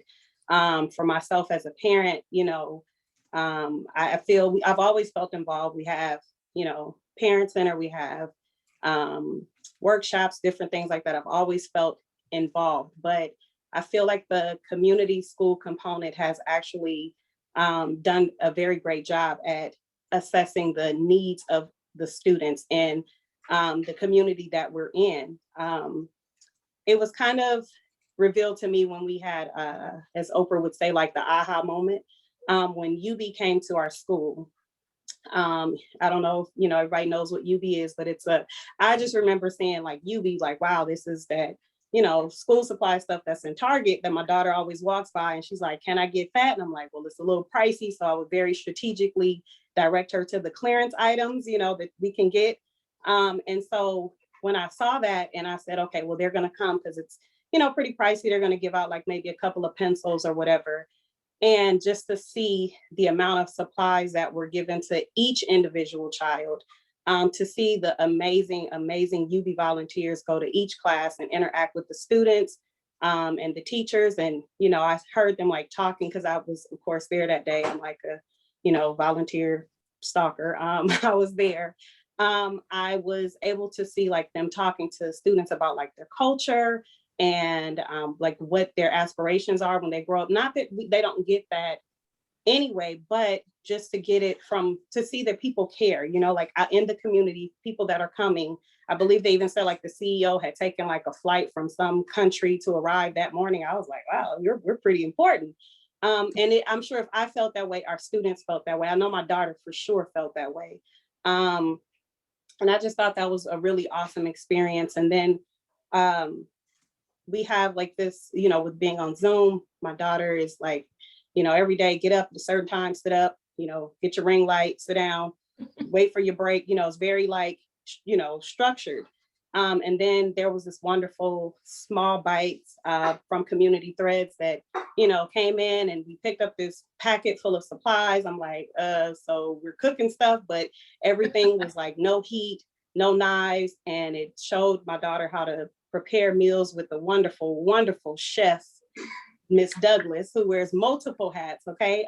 You know, going through the cooking lessons with them. I made my daughter an apron and a little chef's hat, and, you know, I was assisting her. I was her sous chef, if you will, helping her prepare meals. And this was something that I would have never thought of. You know, as a parent, you're always rushing. And when they ask, you know, can I help you cook? Can I help you do anything? You're like, well, look, hey, take this packet, throw it in the trash. Oh my God, you did an amazing job helping. But with the Common Threads small bites lessons, it showed me ways to incorporate my daughter into helping me cook, prepare meals, and then her even showing me, okay, how to prepare meals. So she was like, Miss Douglas made this, it was good, we're gonna make it for the whole family. I was like, great, you know. And so if I could just describe 74th Street in one word, I would just say family. And I'm very grateful for us being a community school, and I can't wait to see the new partnerships that'll come. As Douglas mentioned before the pandemic that we were going to have like an adult parent exercise workout class, and my quarantine 15 sure could use it. So I'm just looking forward to what's to come. Thank you. Thank you, Ms. Wilson. So really quickly, one of the big changes for our school since becoming a community school is definitely all stakeholders feel like their voice is being heard. And I don't want to make it seem like their voices weren't heard before, but I think when we proposed becoming a community school to our parents, to our teachers, to our families, to our students, and we got that buy-in, everybody felt like, ooh, okay, I have something to say, and I'm going to take it to the principal. I'm going to take it to the coordinator. and have my voice be heard. And as a result, we've gotten so many great ideas and ways to strengthen our school. One of those was student council. We had student council in the past, but we did not have class representatives. So we have a class representative from from first grade up, and imagine the first grade class representatives. They always say, just give us candy. Oh, candy, candy. So we have a voice in each class. We have our president, we have our vice president, we have our secretary, and they're kids. They're coming up with ideas. Our parents. During this pandemic, 74th Street School, community school, has definitely been able to strengthen our relationship with our parents. As you all know, we are in people's homes via Zoom, and everything that we see is not good. We've been able to reach out and support in ways that I never thought we would be able to. We've been able to have people lean on our school community in ways that I never thought people would. And Ms. Gillen Waters can attest to this. Some things that people tell us, or families or parents, they're not necessarily things that I really want to hear. Maybe they're embarrassing, or maybe they are, they make parents feel a certain type of way, but parents are coming. They're like, hey, can you help me with this? And I'm like, maybe you just need to see a doctor. But one highlight during this time is we were able to partner with an organization called Common Threads. And Common Threads is a nutrition-based program. And in typical times, they would come to your campus and work with your 3rd through 5th grade students. And they would show them how to cook using just basic things that we probably all have in our cabinets. And students use no knife and no fire. So imagine that. So one of our recipes was like a black bean and corn salsa. So each student was given a grocery kit. Inside of the grocery kit was all of their spices, ingredients, as well as a recipe list, measuring spoons, and measuring cups. So, we met with the teachers. Hey, teacher, we want you to teach kids how Ms. Douglas. We have testing. We have time squeezing in math and da-da-da-da-da. Like, please don't. So Ellen Waters and I what can we do? What can we do? And I was like, I miss kids. I miss being in the classroom. I'll teach all the 3rd through 5th grade students. So we set up a Zoom, an enrichment Zoom, and the kids come and the families come, and we execute these recipes. And sometimes they taste great and sometimes they don't, and the kids give their feedback. But the pillars that this program has been able to reach, it's not just one, it's the family and engagement pillar. We see, grandmas in the back helping the students or watching or whatever. We see moms and dads and brothers and sisters. We were able to get extra grocery supplies. So we were able to give supplies to siblings. So we see everybody participating, and it's just been very good for me too. I know the kids love it, but for me, I'm sure for Ms. Gillen Waters, it has been amazing. The expanded and enriched learning time and opportunities pillar, it hits on that too. The collaborative leadership and practice, we're working with the parents. Even the teachers tune in with their cameras off. They're in 2 meetings at one time, but we got such great feedback from the students that they just didn't want to miss. So to sum it up, a community school reaches the entire child, the whole child. And we focus on our teachers. If our teachers are happy, our students are happy. If our parents are happy, our students are happy.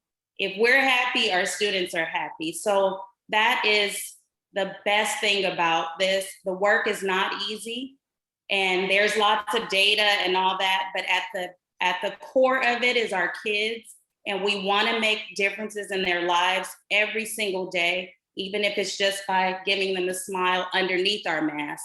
But That's it for us. Thank you so much. Thank you, 74th. I think Alicia put it best for all of you potential cohort 2 schools. Alicia said it's the things she didn't know that they needed. And it's also a well-kept secret. So we're glad you're here. And 74th, if we just have time for one question before we go to our next local experts. Can you speak about how your parent family center functions, or rather how it changed after you became a community school? Yes. One way that it changed, sorry, Ms. Gillen Waters, is there was some communication barriers with our African American parents and our Latinx parents.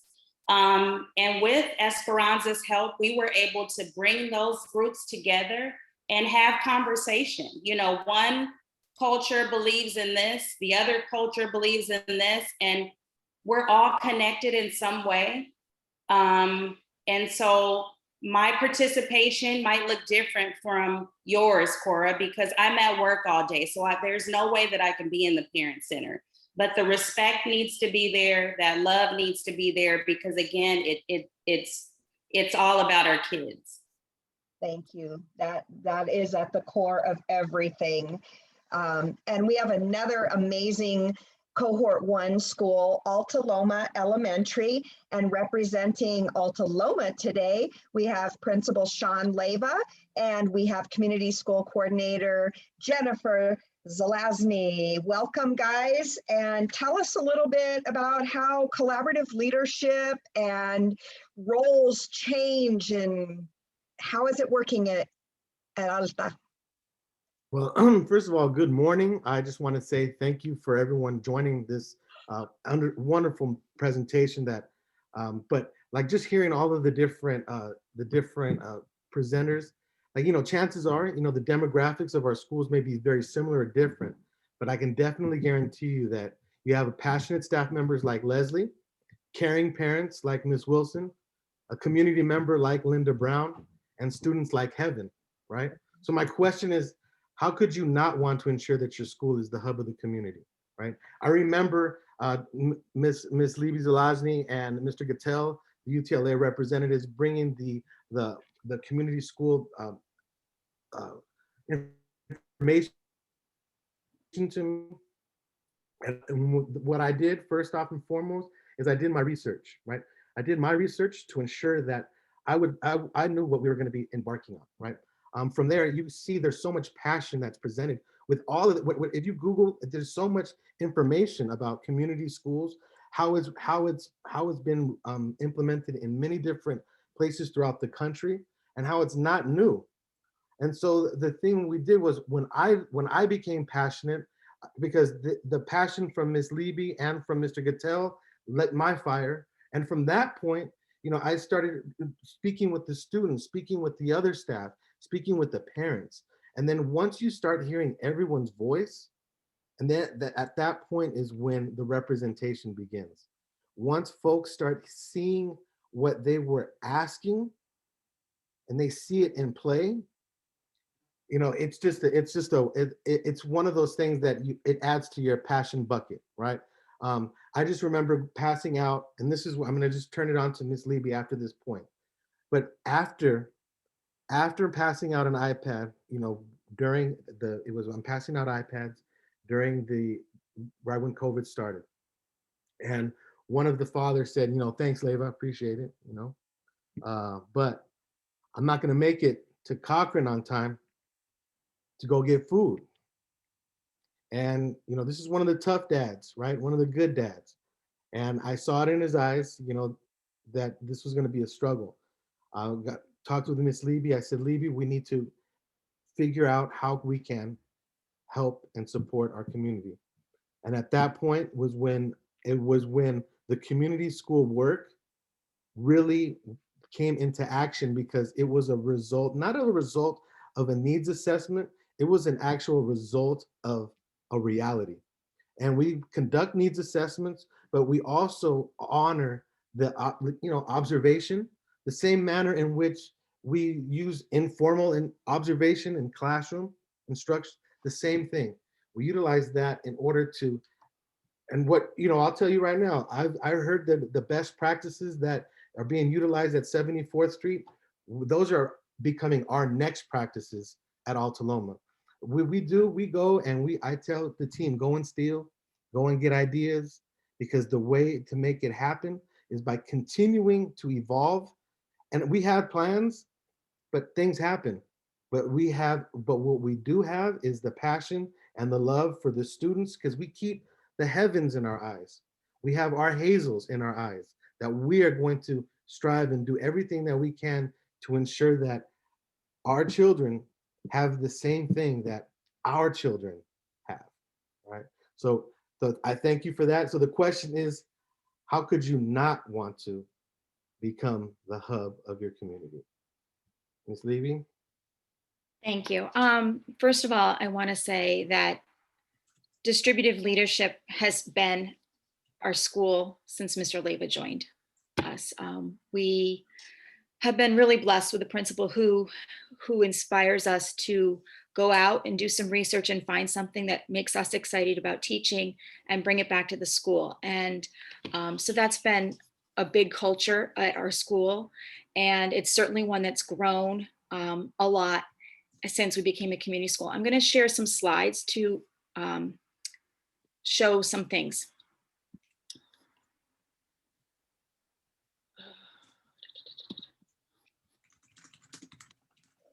Okay, it'll take me just a second to get there.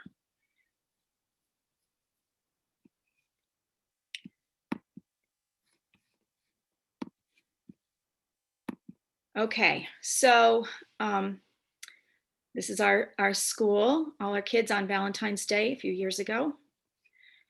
As Mr. Leva said, we knew right away that food security was going to be a priority for us during the pandemic. And it started out slowly at first in March.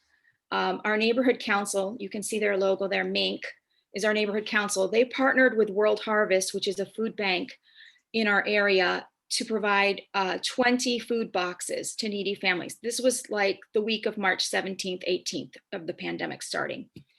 And then another partner, Zoe Church, quickly heard and reached out to us, and they found out we needed more. And from there, it spread. We started getting the grab and go and bringing it to our school. And so that was just as simple as me going with my my tiny Honda Fit and loading up with grab and go and bringing it over to the school. And then our playground aides and our bus driver helped to pass it out. And then our neighborhood artist colony, they found out that there was a need for food. So they started a vegetable and produce grab and go twice a week. And so it's kind of spread. And since the pandemic started, we have a weekly grocery delivery for 80 families. That is paid for by the church. They grocery shop and they provide the groceries. And we have parent volunteers and teachers and myself who deliver the groceries. We did that from the end of March to about, well, it's currently going on now, but we did it end of March until August with parent volunteers. And then in August, I took it on because I can do it super quick. And then our parents aren't being pulled away from school and supporting their kids in the classroom. At Thanksgiving, we had a grocery giveaway, again, paid for by this church. They did 3 drive-up grocery giveaways. And that's when we noticed that lots of our community doesn't have a car, can't drive. And if you can't get to food banks, you can't access that food. And that's when we started doing the deliveries. The biweekly produce market, one of them is at that artist colony, and another one I'm going to share in a minute. And then the on-site grab and go. That was literally just going over to Johnny Cochran, picking up the grab and go and bringing it to our school. And we did that until we had to stop in December. And we'll start that up again because now that we're allowed to be back at school.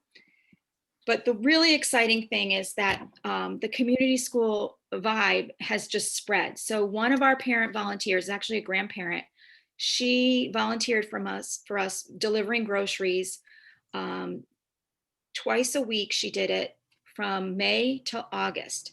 And then she got so involved with it, she was actually driving around to other food banks all around the city and taking food to different families.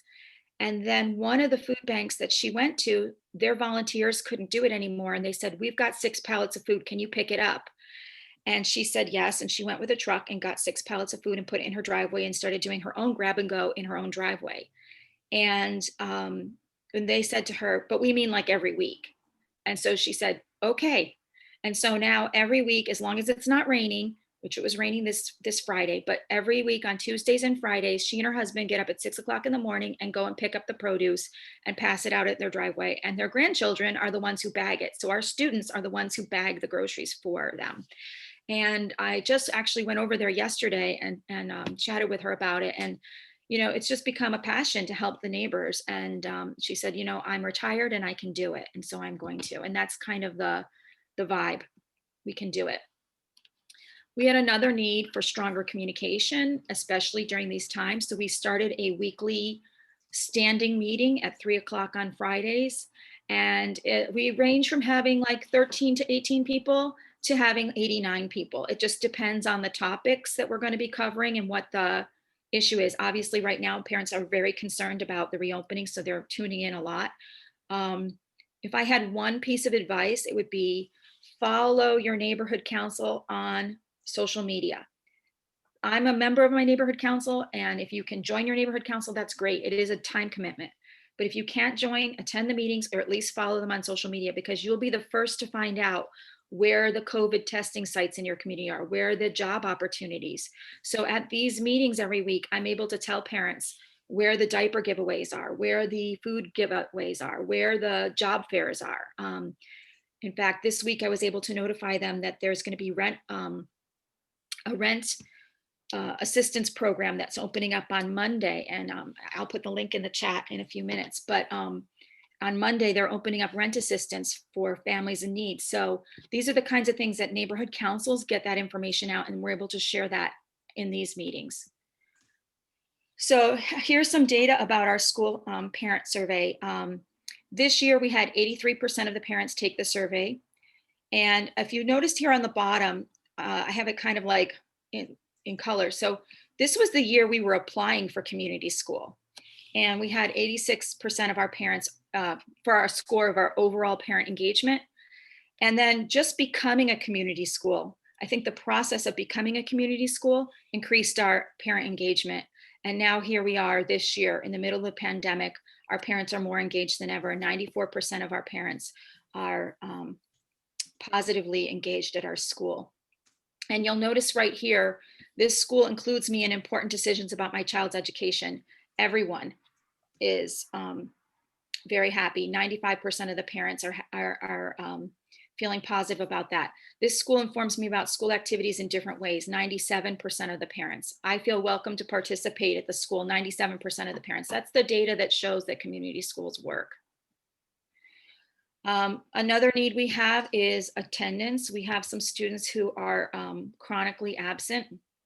And, you know, obviously we've done attendance incentives and things for the 20 years I've worked at the school.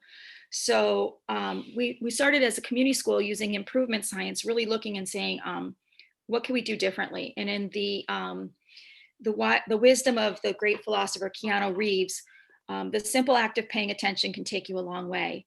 And so we looked at what can we do? And we realized like really what we can do is pay attention to the kids. So we met as a team, the attendance counselor, the social workers, myself, Mr. Leba, to assess students who needed this extra intervention.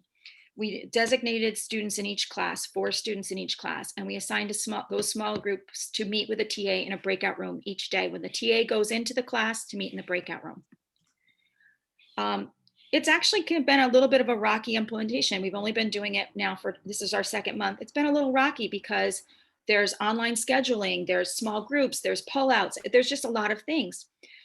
So of all the students we are working with, we've been tweaking it every day practically, but we have 24 students who are consistently mentored. That means for the month of February, every day or almost every day, their TA met with them for some casual conversation. Of the 24 students, 12 improved their attendance. Now, This is standout improvement here. This is not to say that these kids are reaching their educational goals. Obviously, a student in third grade K who went from 15% to 47%, 47% is still chronically tardy. That is not enough to bring up her academics. However, it is a trend, and it's a trend we hope to improve. And if you look at student A in fifth grade, now there's now he's ready to learn. Student E in second grade, now he's ready to learn. So we're celebrating small gains, as in the situation of student K, and we're able to then look and meet with her. These are students that our attendance counselor reaches out to the parents on a weekly basis. So we are working with them in lots of different ways, but giving the kids attention at school. And the beautiful thing was, one of our TAs, Mr. Richard, and he said, I quickly realized they needed time to build relationships with each other, and that those friendships would be what motivated them to attend. So our original thought was time with the TA would be, just having a TA paying attention to them would be the motivation, but it's not the TA, it's each other. And he was able to foster that relationship because he took it upon himself to go on Google and look up conversational questions for elementary school students. And he used them. And then when I was talking to him, he said, I just started having these conversational questions. And then on Fridays, we play a game. And he said to me, would you like me to meet with the other TAs and share what I did? Yeah, that'd be great. And so he did. He had a meeting with the other TAs. He shared what he did. And I wasn't even there. I wasn't involved because he is the leader and the expert in this. And now it's sort of like what he's doing to facilitate it across the other TAs. We actually wrote our grant on the premise of becoming a park and opening up green space for our community. We are in a park desert. We do not have any parks close to us. And as one parent observed, her neighbors putting a kiddie pool between two parked cars in the summertime so their kids could swim. It's a safety need as well. We need safe places for our kids to play. So that is our goal. And again, it was a huge goal, and I didn't begin to know how we were going to do it. And so I went to the neighborhood council and I brought it to them. And one of the members of the neighborhood council is getting her master's degree in like community environmental design or some such thing. And she said, I'd like to take this on. And she brought in Nature for All, Teapot, LA Land Trust, and of course, UTLA and LAUSD are involved. So now our community partners are driving this process. They are doing the heavy lifting. I'm on the bus, Mr. Leva's on the bus, but we're not the ones driving it. There's a grant writer, there's a publicist, there's a landscape designer. All these community partners are working. And this is a clip of a screenshot of, they have something called Trello. It's a meeting design, project design program. So these are the different folders: the campaign to build social awareness, community awareness, the park plans, the curriculum. They've got curriculum ideas for things to do with the kids, funding, landscape and design. And so, everyone has tasks within these buckets, and I go in and my task is just to keep them informed about what's going on at the school and to keep them aware of LAUSD, but I'm not writing the grant. I'm not designing the community partners are doing the heavy lifting, and I can't even tell you what an amazing feeling that is. So since I can't tell you, I'm going to have Ivory tell you, and hopefully we can hear. My name is Ivory and I go to Altamont. Can you hear? Okay. And we're working Please put up the volume, Jennifer. Hmm? and Increase the volume. because we after school. Okay, hold on. Let me pause him. I'm going to stop the share for a second, turn my volume up on my computer. Maybe that'll help. It's very soft, but hopefully we can hear him. And when you share, click the little box that says share sound. Thank you.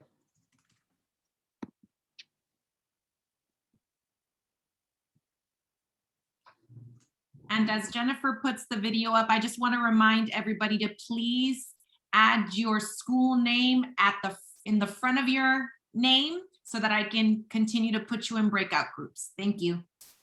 All right, I'm gonna hopefully do this, but I'm using my husband's computer and it says, You were fine, Jennifer, just on the video. When you press play on your video, there's a little sound bar at the bottom of the video. okay, because it's not, it says to change the settings, I have to put in his password, I don't know, so. Okay, so right there, turn that all the way up. There you go. Stuff, and you could go play and stuff, have fun. Hi, my name is Ivory, and I go to Altaloma, and we're working on making the school become a park. And I would like it to become a park because we after school, when you're done working and stuff, and you could go play and stuff, have fun. If you have brother and sisters, it'll be fun for you and your brother and sister to play with each other and stuff. And your mom or dad could come and have fun too. And that's why I think we should help it, help the school become a park. How do you feel about Altaloma as a school with this online time that we've been in? It feels pretty good. Like I still do get to see my friends. Like I don't get to like play with them, but I can still talk with them and we can have fun. Do you like the fact that Altaloma is a community school? Yes. Why do you think it's good to be a community school? I think it's good to be a community school because the community, other people who want to join the community might have good ideas and they can help the school grow and build up and be better.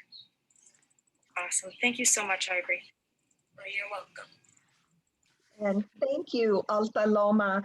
I think we've gotten a really good picture. The phrase distributive leadership is a culture is extremely true and so vital to every stakeholder's understanding for the community schools effort to be successful. And as Jennifer said, having that community school vibe is very important. So thank you. And Ivory definitely conveyed the vibe as well.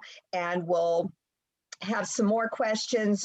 Jennifer and Sean have agreed to stay with us into our larger Q&A session that's coming up, but we're going to take about a 50-second break so you can stand up, run and get something to munch on or to drink, and we'll show one quick video and then come back to our Q&A panel.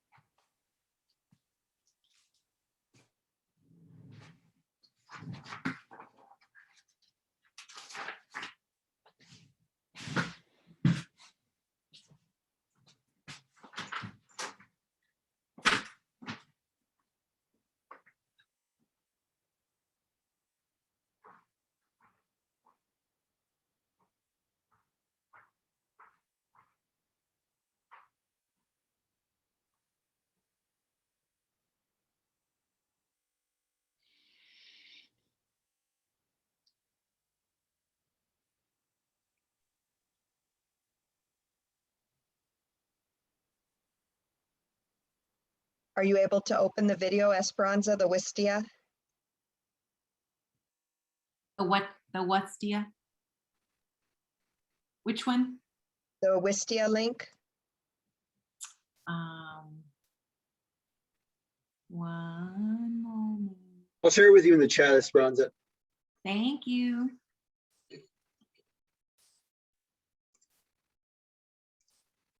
And then again, just a quick reminder, if you want to stay for the breakout groups after the Q&A, please add your school name to the front of your name as I'm creating a bunch of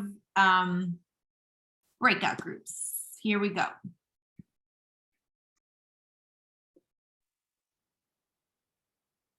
Yes, offer them because some parents ask for them because their children asked for that, and then the parents asked it to the school. And I'll name some of the programs that the parents probably really wanted, like Folklorico and art. There's also we also do activities in our school, such as like lunch with someone lucky, and day of the data celebration also go on noodle dances. That extracurricular activities aren't just for education, but they're for like the whole person. Like they don't only do it for learning, but they do it for fun for the students.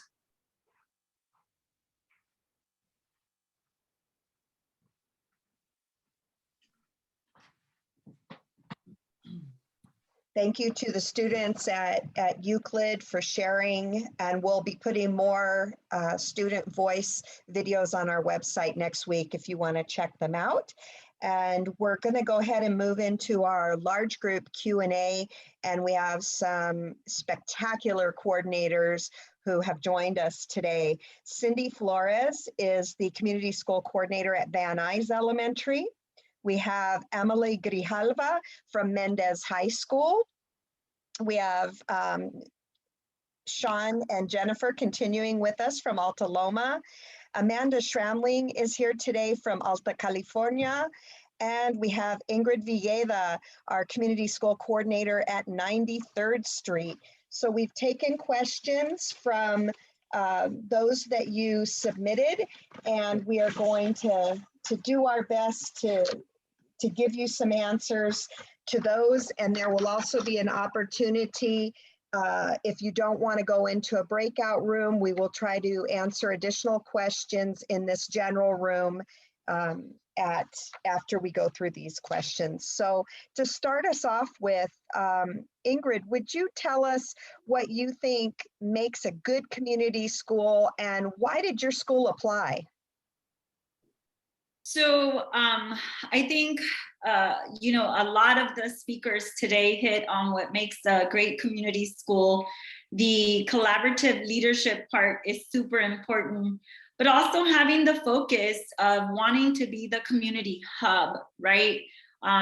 Wanting to do, I loved the speakers in the morning that spoke about the needs and assets part, because the community does have a lot to contribute to the school, and opening those doors and having that communication and building up your school site is important. There's a mutual relationship that's needed. And I think, you know, we've become accustomed to, sometimes we give, but there's give and receive in the community school model, and that is key. We decided to become a community school at 93rd because, like many schools, we were stuck. You know, I think there's frustration that builds over time when things don't work. And we don't know how to address the issues that don't work. And one of the things we've learned in this process is that the data gathering, right, piece, and how we approach data and what types of data are important has been key for us. So we became a community school because we truly wanted to partner with the community. We wanted to make sure that everyone around 93rd Street knew that our doors were open and that our parents and students and community members were really welcomed at our school. Our school is their school. And I really wanted to make sure that the community knew that. The schools belong to communities, right? Thank you, Ingrid. So true. What has been the most surprising challenge to being a community school? Cindy, will you take that one for us? Yes, I can do that. Good morning, everyone.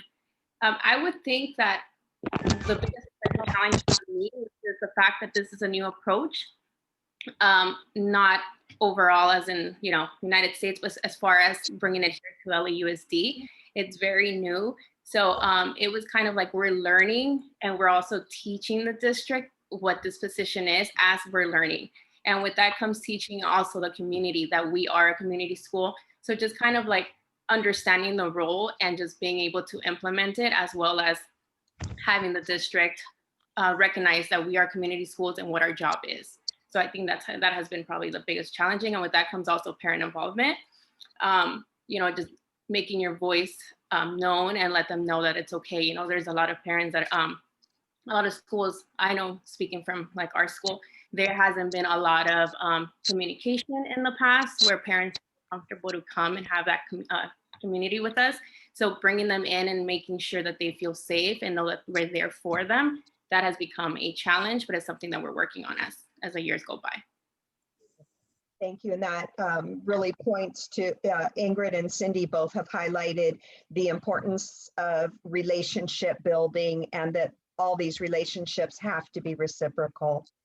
Amanda, can you talk a little bit about, from your school's perspective, what's the best benefit that you would say this program provides for community of learners and their families? Hello, everyone, first and foremost. I think one of the biggest benefits specifically for my school, Alta California, we're in local district Northwest, is the community schools model kind of provides an explicit framework in terms of best practices, how you can promote inclusivity, and basically just ensuring success amongst all your stakeholders. Alta California was unique because we were an expanded school-based management model before we had the community school grant. So we were already engaging in a lot of these collaborative practices. But with the community schools model, having a coordinator and a leadership team and just being able to conduct difficult work and, you know, not really engaging in performative solutionitis activities, you're really having those difficult conversations. So with community schools model, we're able to really dig deep and make sure that the change and ensuring that everyone's needs are met is really authentic and purposeful. Thank you. Emily, you're one of our Cohort 1 secondary schools, and we would love to hear from a high school perspective and a community school perspective. How do you leverage and manage partnerships? Hi, everyone. So my name is Emily Grijalva. I'm the proud community school coordinator at Mendes High School in Boyle Heights. So one of the things that I always like to bring up is that Boyle Heights is rich in history and community organizing. There's a lot of community resources. So a lot of it is really about, one, making sure that you're nurturing relationships with partners, right? So I'm very lucky that I live in the community. I get to interact with them just as neighbors, and then also supporting the work that they do in the community makes it a lot more organic for them to come into campus and be part of the Mendes community. I think what Ingrid said about needs and assessment is really important, because I think for a long time, schools just kind of had partners thrown at them, right? They were just like, oh, we have an MOU, here you go, add them. And I remember as a teacher feeling sometimes like, who's that adult on campus that would just come and go? And I didn't even know what service they were provided. I didn't know how to refer students.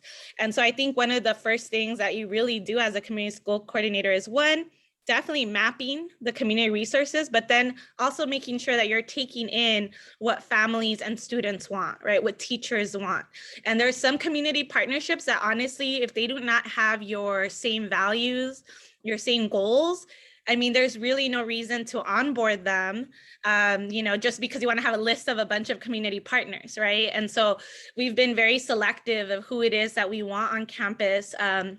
And then another thing too is that building those relationships with the staff. So, you know, one of the first things I did was do kind of like a community partners fair for our teachers. You know, during lunch, they came and walked around, kind of like a college fair, and got to meet our community partners so that they themselves know, like, oh, this is the person that's working with my student, or I can do a project, or I can invite you as a guest speaker in my classroom.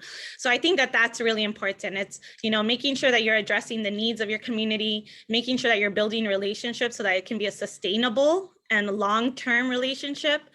And then lastly, like just making sure that you're integrating them into the school community as much as possible. Thank you. And there's been a question about how do you plan to sustain yourself after the initial 2 years, the planning year and then the first implementation year? Emily, what are your thoughts on that? So like I mentioned, right, I've been working really hard in building these relationships with the community partners. And so we already know that this is a long-term commitment, right? This isn't, something that's just happening these 2 years and then that's it. And then they leave, but that we're going to continue those relationships, especially as you're assessing and you realize like, oh, they are supporting our needs. They are filling this gap or this, or adding to our campus. So then we want to continue that relationship. And the great thing is that a lot of these organizations, are free. Once you have the MOU or, or they also have grants and things where they're able to work with the district. And so I think for the most part, we're able to, sustain those partnerships. And then the ones that do like very specific case management that have, again, been successful because you have to constantly assess that, that we're adding them into the budget because we see the need of having them. So an example would be like City Year, right? Like, City Year can be kind of pricey, but we know the value of having peers and more adults to work with our 9th graders. So that's going to be something that's going to be added to our budget every time. Thank you. Amanda, could you add a little bit about sustainability for us? Yes. Sort of piggyback off what Emily said, in addition to really building those relationships and maintaining those partnerships, is also really kind of sell how important the position of a community school coordinator is as well. This is not a job that you can have as an adjunct duty by any means. This is a full-time, more than 8 to 4 position most days. So really, part of that needs assessment is, being really purposeful in the data that you're collecting, how you're engaging, how you're listening, and being able to sell the work that's being done so that your school wants to continue to fund that position so that you can continue to have those deep needs assessments and really ensure that all the needs of all stakeholders are being met. And this also goes with relationship building with your board members. Alta has been very lucky that we have our wonderful Kelly Gomez, our board president, who's very supportive. We have Nuri Martinez, who, city council president. So by maintaining and building those relationships as well, you're advocating for the position and just how valuable community schools model really is. Thank you, Amanda. We want to honor all of our participants' time today, so we want to give you a choice at this time. Our panelists are here. We do have some more of your questions that we are more than happy to continue to share answers with, or answers to, and to engage in that dialogue with you. But we would also like to afford you the opportunity to go to a breakout room if today your plan was to have an opportunity to connect with your school team. And Esperanza, can you give us, I'm sorry, I just also saw, thank you, Ariana. We just put into the chat box the questions that you might want to use if you feel like you want an idea about structure in the breakout room. There are some guiding questions there for you to fill out on a Google form. And we will make sure that we get the link working. Esperanza, would you like to give instructions on joining the breakout room? And panelists, if you can hang out in the general session, we'll continue to answer questions for anyone who would like to do that. Yes. So again, we know that these are really busy times. Folks just finished parent conferences a week ago. You may not even have had an opportunity to sit with your team. So you have the option of staying in the main panel where we'll have our amazing community school coordinators in cohort 1 stay and answer questions about the benefits, about funding sustainability. And Leslie Hu, our amazing San Francisco community school coordinator, has offered to stay and answer questions. So we are going to, if you would like to stay in the main room, do not accept your breakout group. But if you do want to have some time to move into the breakout group, you will have folks like me, Edgar, Ariana, the Reclaim Our Schools organizers jumping through and supporting you as you develop your plan to make sure you do all the things you need to do between now and April 9th. So again, the breakout room guiding questions should now be available in the chat. You are now able to choose moving into a breakout group. So I did the best that I could to like group people up. So again, you have the option of staying in the main room, which means do not move into your breakout group, or just accept the breakout group. You can move, now you can move into different groups. So if you are in the wrong breakout group, you can click the little 3 dots and move to another group, okay? So 1 second. That's okay if you're the only one in from your school. I try to clump those folks together, but you can also stay in the main room or switch. So we'll have about 15 minutes in these groups. I just opened them. Candace, I will move you to Audubon in 1 second. We'll see how this works. Thank you, everybody. It's now 11:11. We've been able to maintain 152 participants. That means that this is the content that you wanted to hear. So just want to appreciate everyone for being with us on a Saturday morning. All right, folks, so go ahead and accept your breakout group.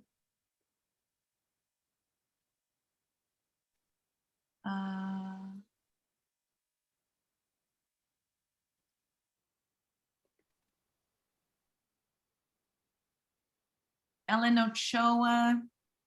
Oh, they're in Gardner Street Elementary School, Venice. Accept your breakout group. Carver and Ascot, you're in a team together with Maya Angelou.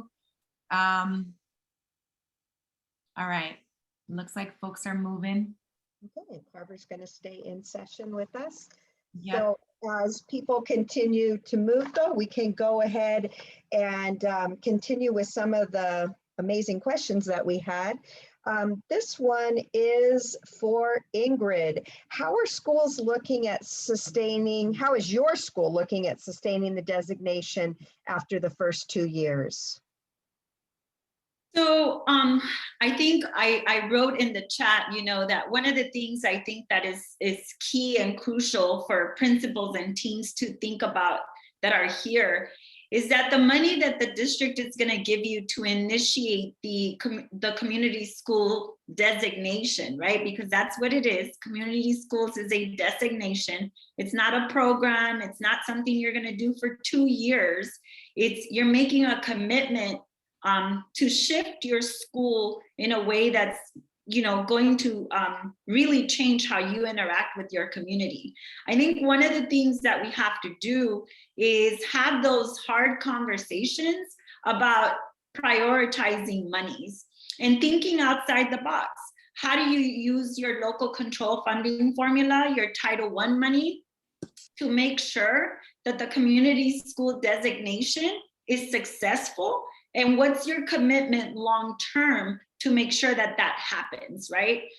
You can't have a community school coordinator for 2 years and expect that the community school designation will be successful and sustain itself. You're going to have to make sure that the community school coordinator is funded, because it's a crucial piece of having a successful community school. And so I think that's the most important thing you can start doing even now, before you become a community school. Is that commitment there? Do you have the commitment to shift how you use your dollars? Thank you so much. And really quickly, Cora, I'm sorry, we could only spotlight 6 coordinators, but right now I want to ask Reclaim Our School staff and additional community school coordinators that are still on the call to jump into breakout groups, and we'll just pop in out of the breakout groups to support the teams. Sorry, carry on. I'm sorry, can I get a breakout room? Mine was alone. Sorry, I text you, Esperanza. Who is this? Sorry. La Riva Igorok. And Shepherd Moore for Hawkins needs to get moved to. I switched. All right. So as Esperanza does that, I'd like to ask Jennifer, what's the best benefit you can say that this designation provides for a community of learners and their families? Well, it's the designation, but it's the whole process. So we found benefits from the application process in coalescing around what do we really want, what defines us as a school, the process of filling out the application, and as you could see from our data on engagement, there was a bump just becoming a community school. There's benefit in, quite frankly, having another staff person. Let's not kid ourselves. A lot of this work, it needs to be done by somebody. And we wear a lot of hats. We wear this community school hat and we wear a lot of hats. So that's a huge benefit. I think there's a pride in saying that your school's a community school. And I think that once people feel like it's an invitation to join, the word community school is an invitation to join. And when people start to join, it grows. Like we found this year, we had one partner and then another partner came in and then another partner came in, and especially with the food security, and then the parent or the grandparent took it on herself. I mean, it just has blossomed. And the more people invest in your school, the more other people want to invest in your school. It's a contagious feeling. I like that. Contagious feeling in a good way. Yeah. The anti-COVID. Yeah. Cindy, what has had the greatest impact on your school or has been the biggest change that you can say you've experienced since becoming a community school, and or if you have a big obstacle or challenge that you've been working on? I think just as a community school coordinator myself, I mean, part of the first cohort, it was just realizing that our schools are all at different benchmarks and we are all learning about our school as we go. So at first I figured it would be, you have like your task and you will know exactly what to do. But as you dig into the work, it's not like that. What is happening at my school might be very different from what's happening in Amanda's school, which is very different from what's happening in Ingrid's school. So it's not a one recipe or, that you can follow. So I feel like that was a big challenge at the beginning, just to wrap my head around that. And it's just putting in the work and really getting to know your community, really working for the people that you have around you and just figuring that out. But one of the biggest impacts that I think that has come from us being in that position the first year is that now we have the NEA curriculum. So I think that's guiding our work where it's not the same. It's obviously not going to look the same, but at least we have like some sort of like, I guess, print that we can follow, like a blueprint that we are able to align what we're doing. So even though we're not doing it the same way, it's going to look different at every school, but at least we have that's kind of like guiding our the way we're moving. So I feel like that's probably the biggest impact. And I am so glad that cohort 2 will have this from the get-go. So I don't know if anyone wants to add to that. Leslie, can you give us a thought from what you experienced as you got started in the community school process? What was an obstacle for your school and how'd you overcome it? I mean, I think there were a bajillion obstacles when we started. I think that the one good thing was that it was homegrown. So we didn't rely on outside funding. It was just something that our community decided and then they hired me, right? And so that's always the best case scenario is when you have a leader who was invested and, educators and I don't actually know the exact process, but so that was one big thing. But I also think that like the perennial issue is how do we move adults so that we can move growth for kids, right? And actually, I don't know about y'all, but kids are way easier to move than grown-ups. And that includes myself, right? Like what are the biases that I come with? What are the ingrained things that I come with, right? And how do you foster a culture where adults are reflecting and changing their practice, right? Like, I think, we have to be really intentional about like, we've had decades of not serving our Black and Brown students, right? That means that we have to have a radical shift on how we actually do that better. And I don't care if you've been teaching for 5 weeks or, 5 years or 10 years or 20 years, right? Like we all can learn and grow. And I would say that, you know, how do we build a culture where adults come together to reflect on their own Esperanza. is sort of like the biggest obstacle. And I would say it's not an obstacle, it's just a challenge. And we're working steadily to be able to do that. Thank you so much. Is Sean still with us, Mr. Leva? Okay. One of the questions that keeps coming back to us is centered around how do you get everyone's buy-in, and is there a magical threshold of a number of people that need to buy in from the different stakeholder groups? What can you tell us from your experience as an applicant? For sure. Really, the reality is you work with the willing, right? You start with a small group of passionate group of folks who actually want to make a difference. After you, from there, you know, there's leaders, right, within the community, actually leaders within the site, leaders within the classroom, right? And you foster that leadership, and you allow folks to kind of, to give input. And then from that point, that when we were talking about the needs assessment and the actual application process is where we learned so much. We learned so much about what, because we had an idea of what we thought, right? But when the reality is, when we found out what the students wanted, what the parents wanted, and just that collaboration, and then just really just giving people an opportunity to speak, that is a step in the right direction. That's the way in which we handled it. It was just very casual. We try to have it as casual as possible, because for some parents coming into the school, it's kind of like a formal place. We try to make it a little bit like as inviting as possible. And then certain things, even like where we sat and how we sat, right? We didn't sit like teachers over here, parents right here. You know, we try to mingle within. And let me see. That's just the biggest takeaway is, I really won't say like any magic number. I always say, like, you know, all it takes is one person to really care. If you have one person, that's the start. From there, it becomes contagious, because no one wants to. I don't know anyone who says I do not want to do a good job. And so when you give people the tools and the support to do well, then you're giving them the tools that they want to do better for their own particular job. So I think the reality is just working with everyone, giving everyone a voice, and then just from there, putting it into action. Can I jump in really quick? So yeah, I definitely agree with what Sean said. You know, we had such a quick turnaround for the first cohort applications too. So we were kind of scrambling, but you know, we definitely had the teacher support, we had the student support, and then we were reaching out to our families as much as we could.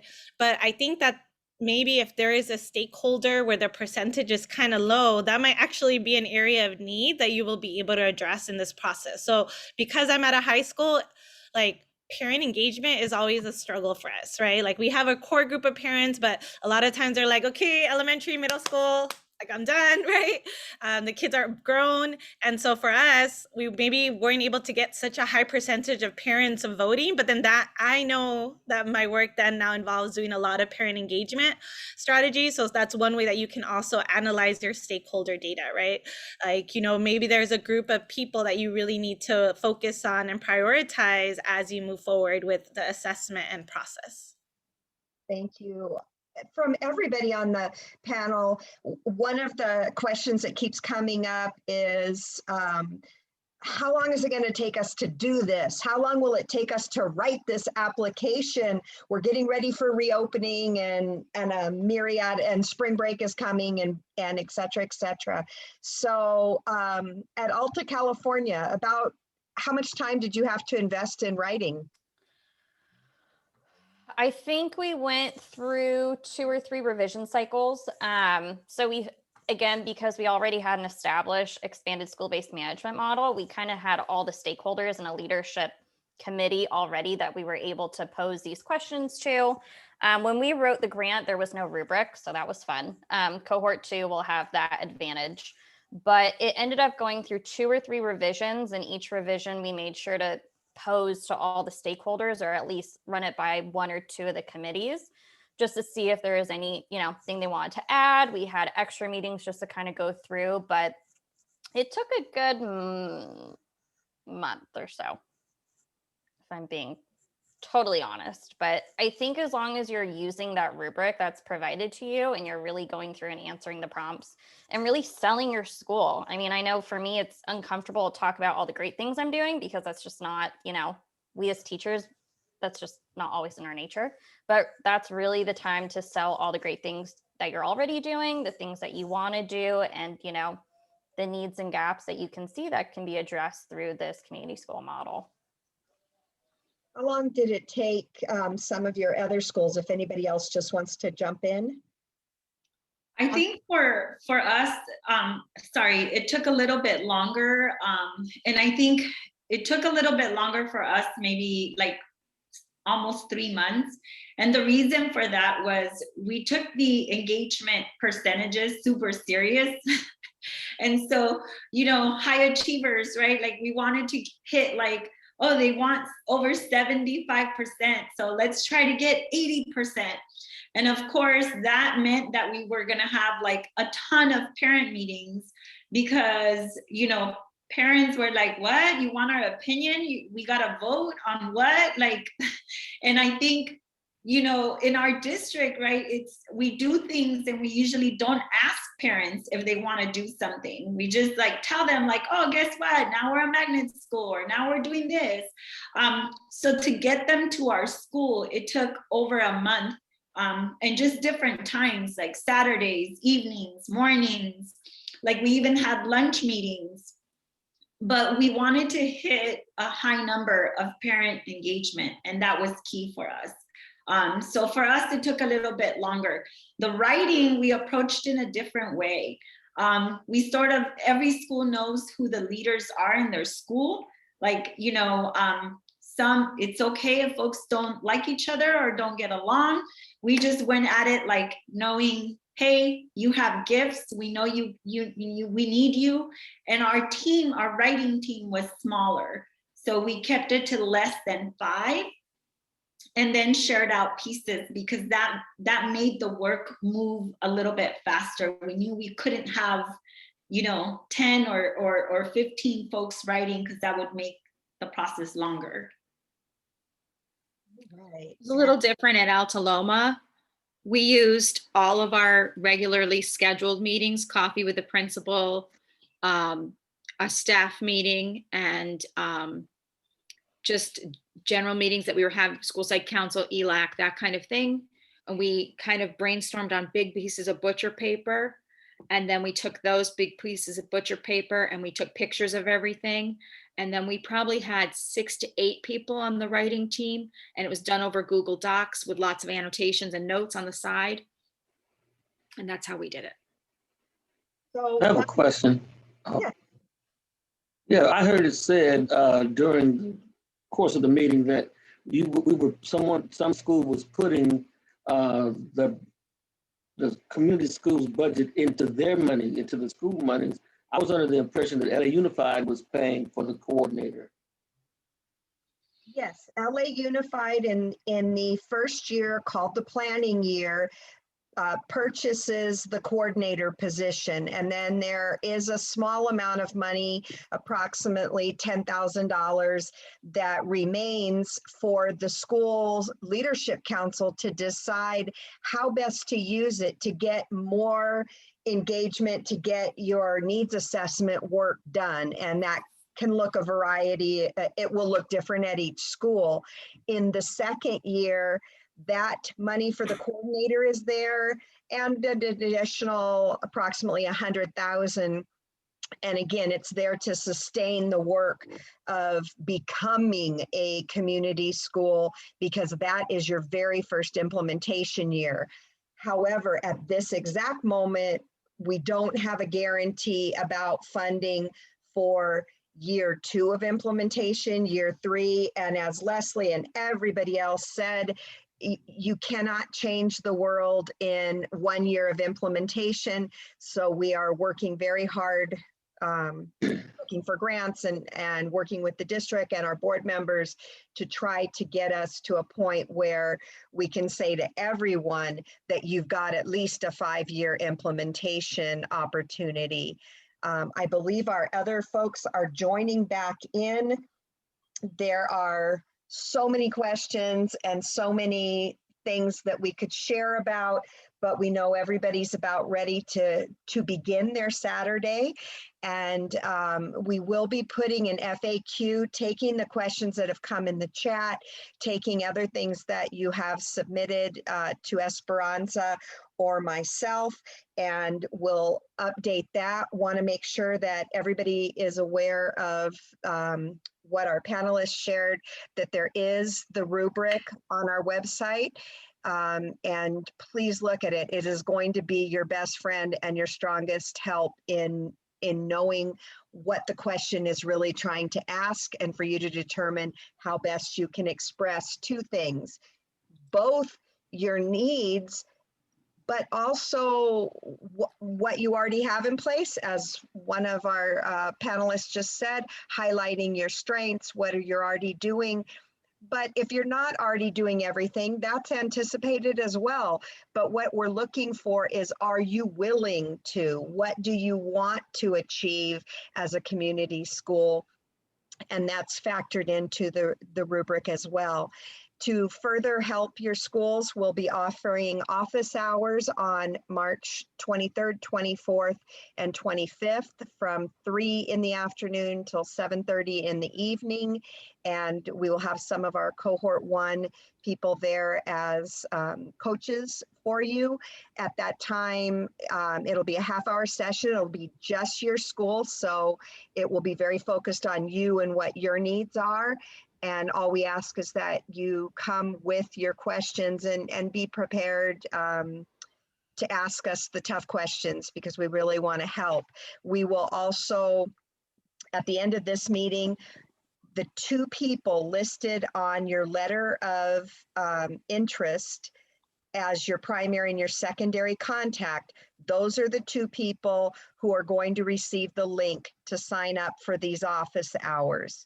So please make sure, if you haven't submitted a letter of intent, letter of interest, that your school gets on that and does so by next Friday, because that is going to be how we determine how many raters we need for the application review process, as well as it's the way that we're going to continue to push information and communication out to you, and those 2 people will be our primary contacts for that. I would like to personally thank all of our backup team for all the help, and a big applause to Esperanza for being an amazing comadre for me to work with. And thank all of our panelists near and far. And Esperanza, any closing words? Yes. We want to, if I can have Ariana or Edgar share I think we have an office hours calendar. I'm going to ask Elisa and Derek to please put your questions in the chat. The questions that you asked around the job description, the coordinator, thank you, Ingrid, it's in the reference guide. So we're gonna, right now, if we can have Edgar and Ariana drop in the reference guide, that's the application packet. Everything you ever wanted to know about community schools, the history of this initiative is embedded in that reference guide. Our sister Cora put that together with the support of our team.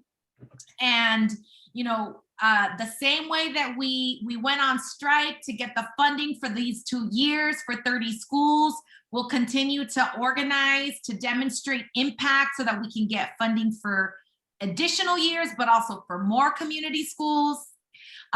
There's the reference guide. There's a rubric. If Ariana, Edgar could drop the rubric, review the rubric. That's your guide. right? That will help you articulate how amazing you are and how you're already doing that incredible pillar work, but also what the need is, right? We don't want a dog and pony show. We want real, genuine examples of how you're engaging families, integrated student supports, but we also want to hear how becoming a community school and getting a community school coordinator will help you next level that work, right? So here's the website, the LAUSD website has the rubric, has the reference guide.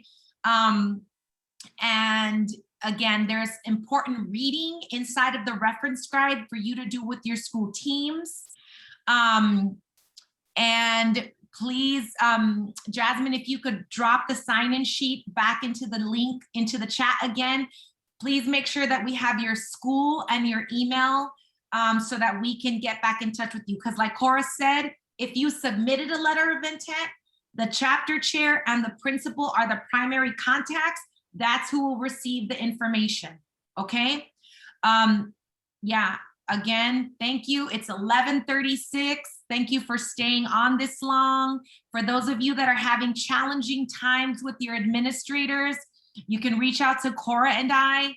We can set up meetings, but also this incredible day was recorded. So encourage them to watch this, right? There was so much being said by not just folks in LA Unified, but from North Carolina, G2 in Chicago, right? So that's all that I have. We got to get ready. We're going to be hosting, Reclaim Our Schools is hosting a teletown hall on the reopening of schools for parents and caregivers. So thank you for our team. I'm going to stay on just so that we make sure that we stop the recording. We save the chat. You all have been amazing. We'll have the recording in your email at the top of the week. Again, we need your emails. So if you are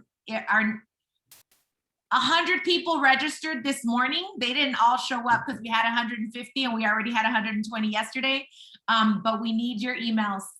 If you registered at 4 in the morning, we have that. Thank you for dropping the calendar. Oh, Edgar, can you drop the calendar again for office hours? Or Ariana, office hours. Send that to the leads because it's a live Google Doc, so we don't have everyone fill in. My apologies. Please, I am sorry, I did not read that note. I didn't remember. Only principals and chapter chairs will schedule office hours. We know the entire team, or unless you were designated by your principal or chapter chair. Please ignore that. We know that in some of your schools, it's not a principal or a UTLA chapter chair who's a primary or the secondary contact. So whoever you wrote on your letter of intent, that's who it'll be sent to. So please, again, make sure that we have the letter of intent by next week if you're thinking about submitting your application. Thanks, everybody. Have an amazing weekend.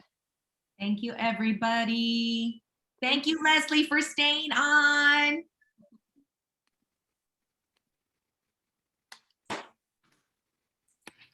Thank you so much. This was fabulous. Have a good weekend. Thank you, Karen. Esperanza, this is Nidia Castro from Northridge Academy High School. I couldn't sign in because I'm on my phone. So can you just sign me in, please, if you could? I think if you registered, we have you on the list. Okay, thank you. Thank you. Thank you. Thank you. Thank you very much for this wonderful information.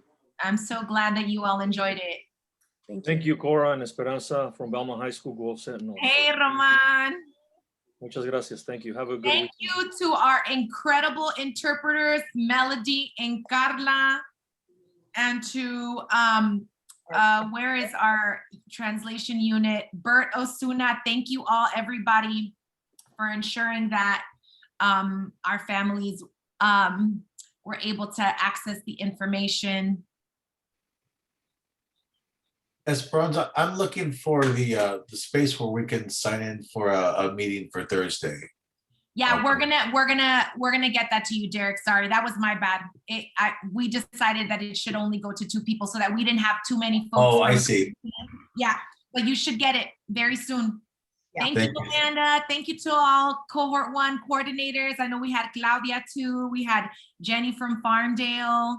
Cohort 1. Awesome. Thank you, everybody. We're gonna do, oh, Nancy, it's nice to see you and meet you. Thank you, team. Marche.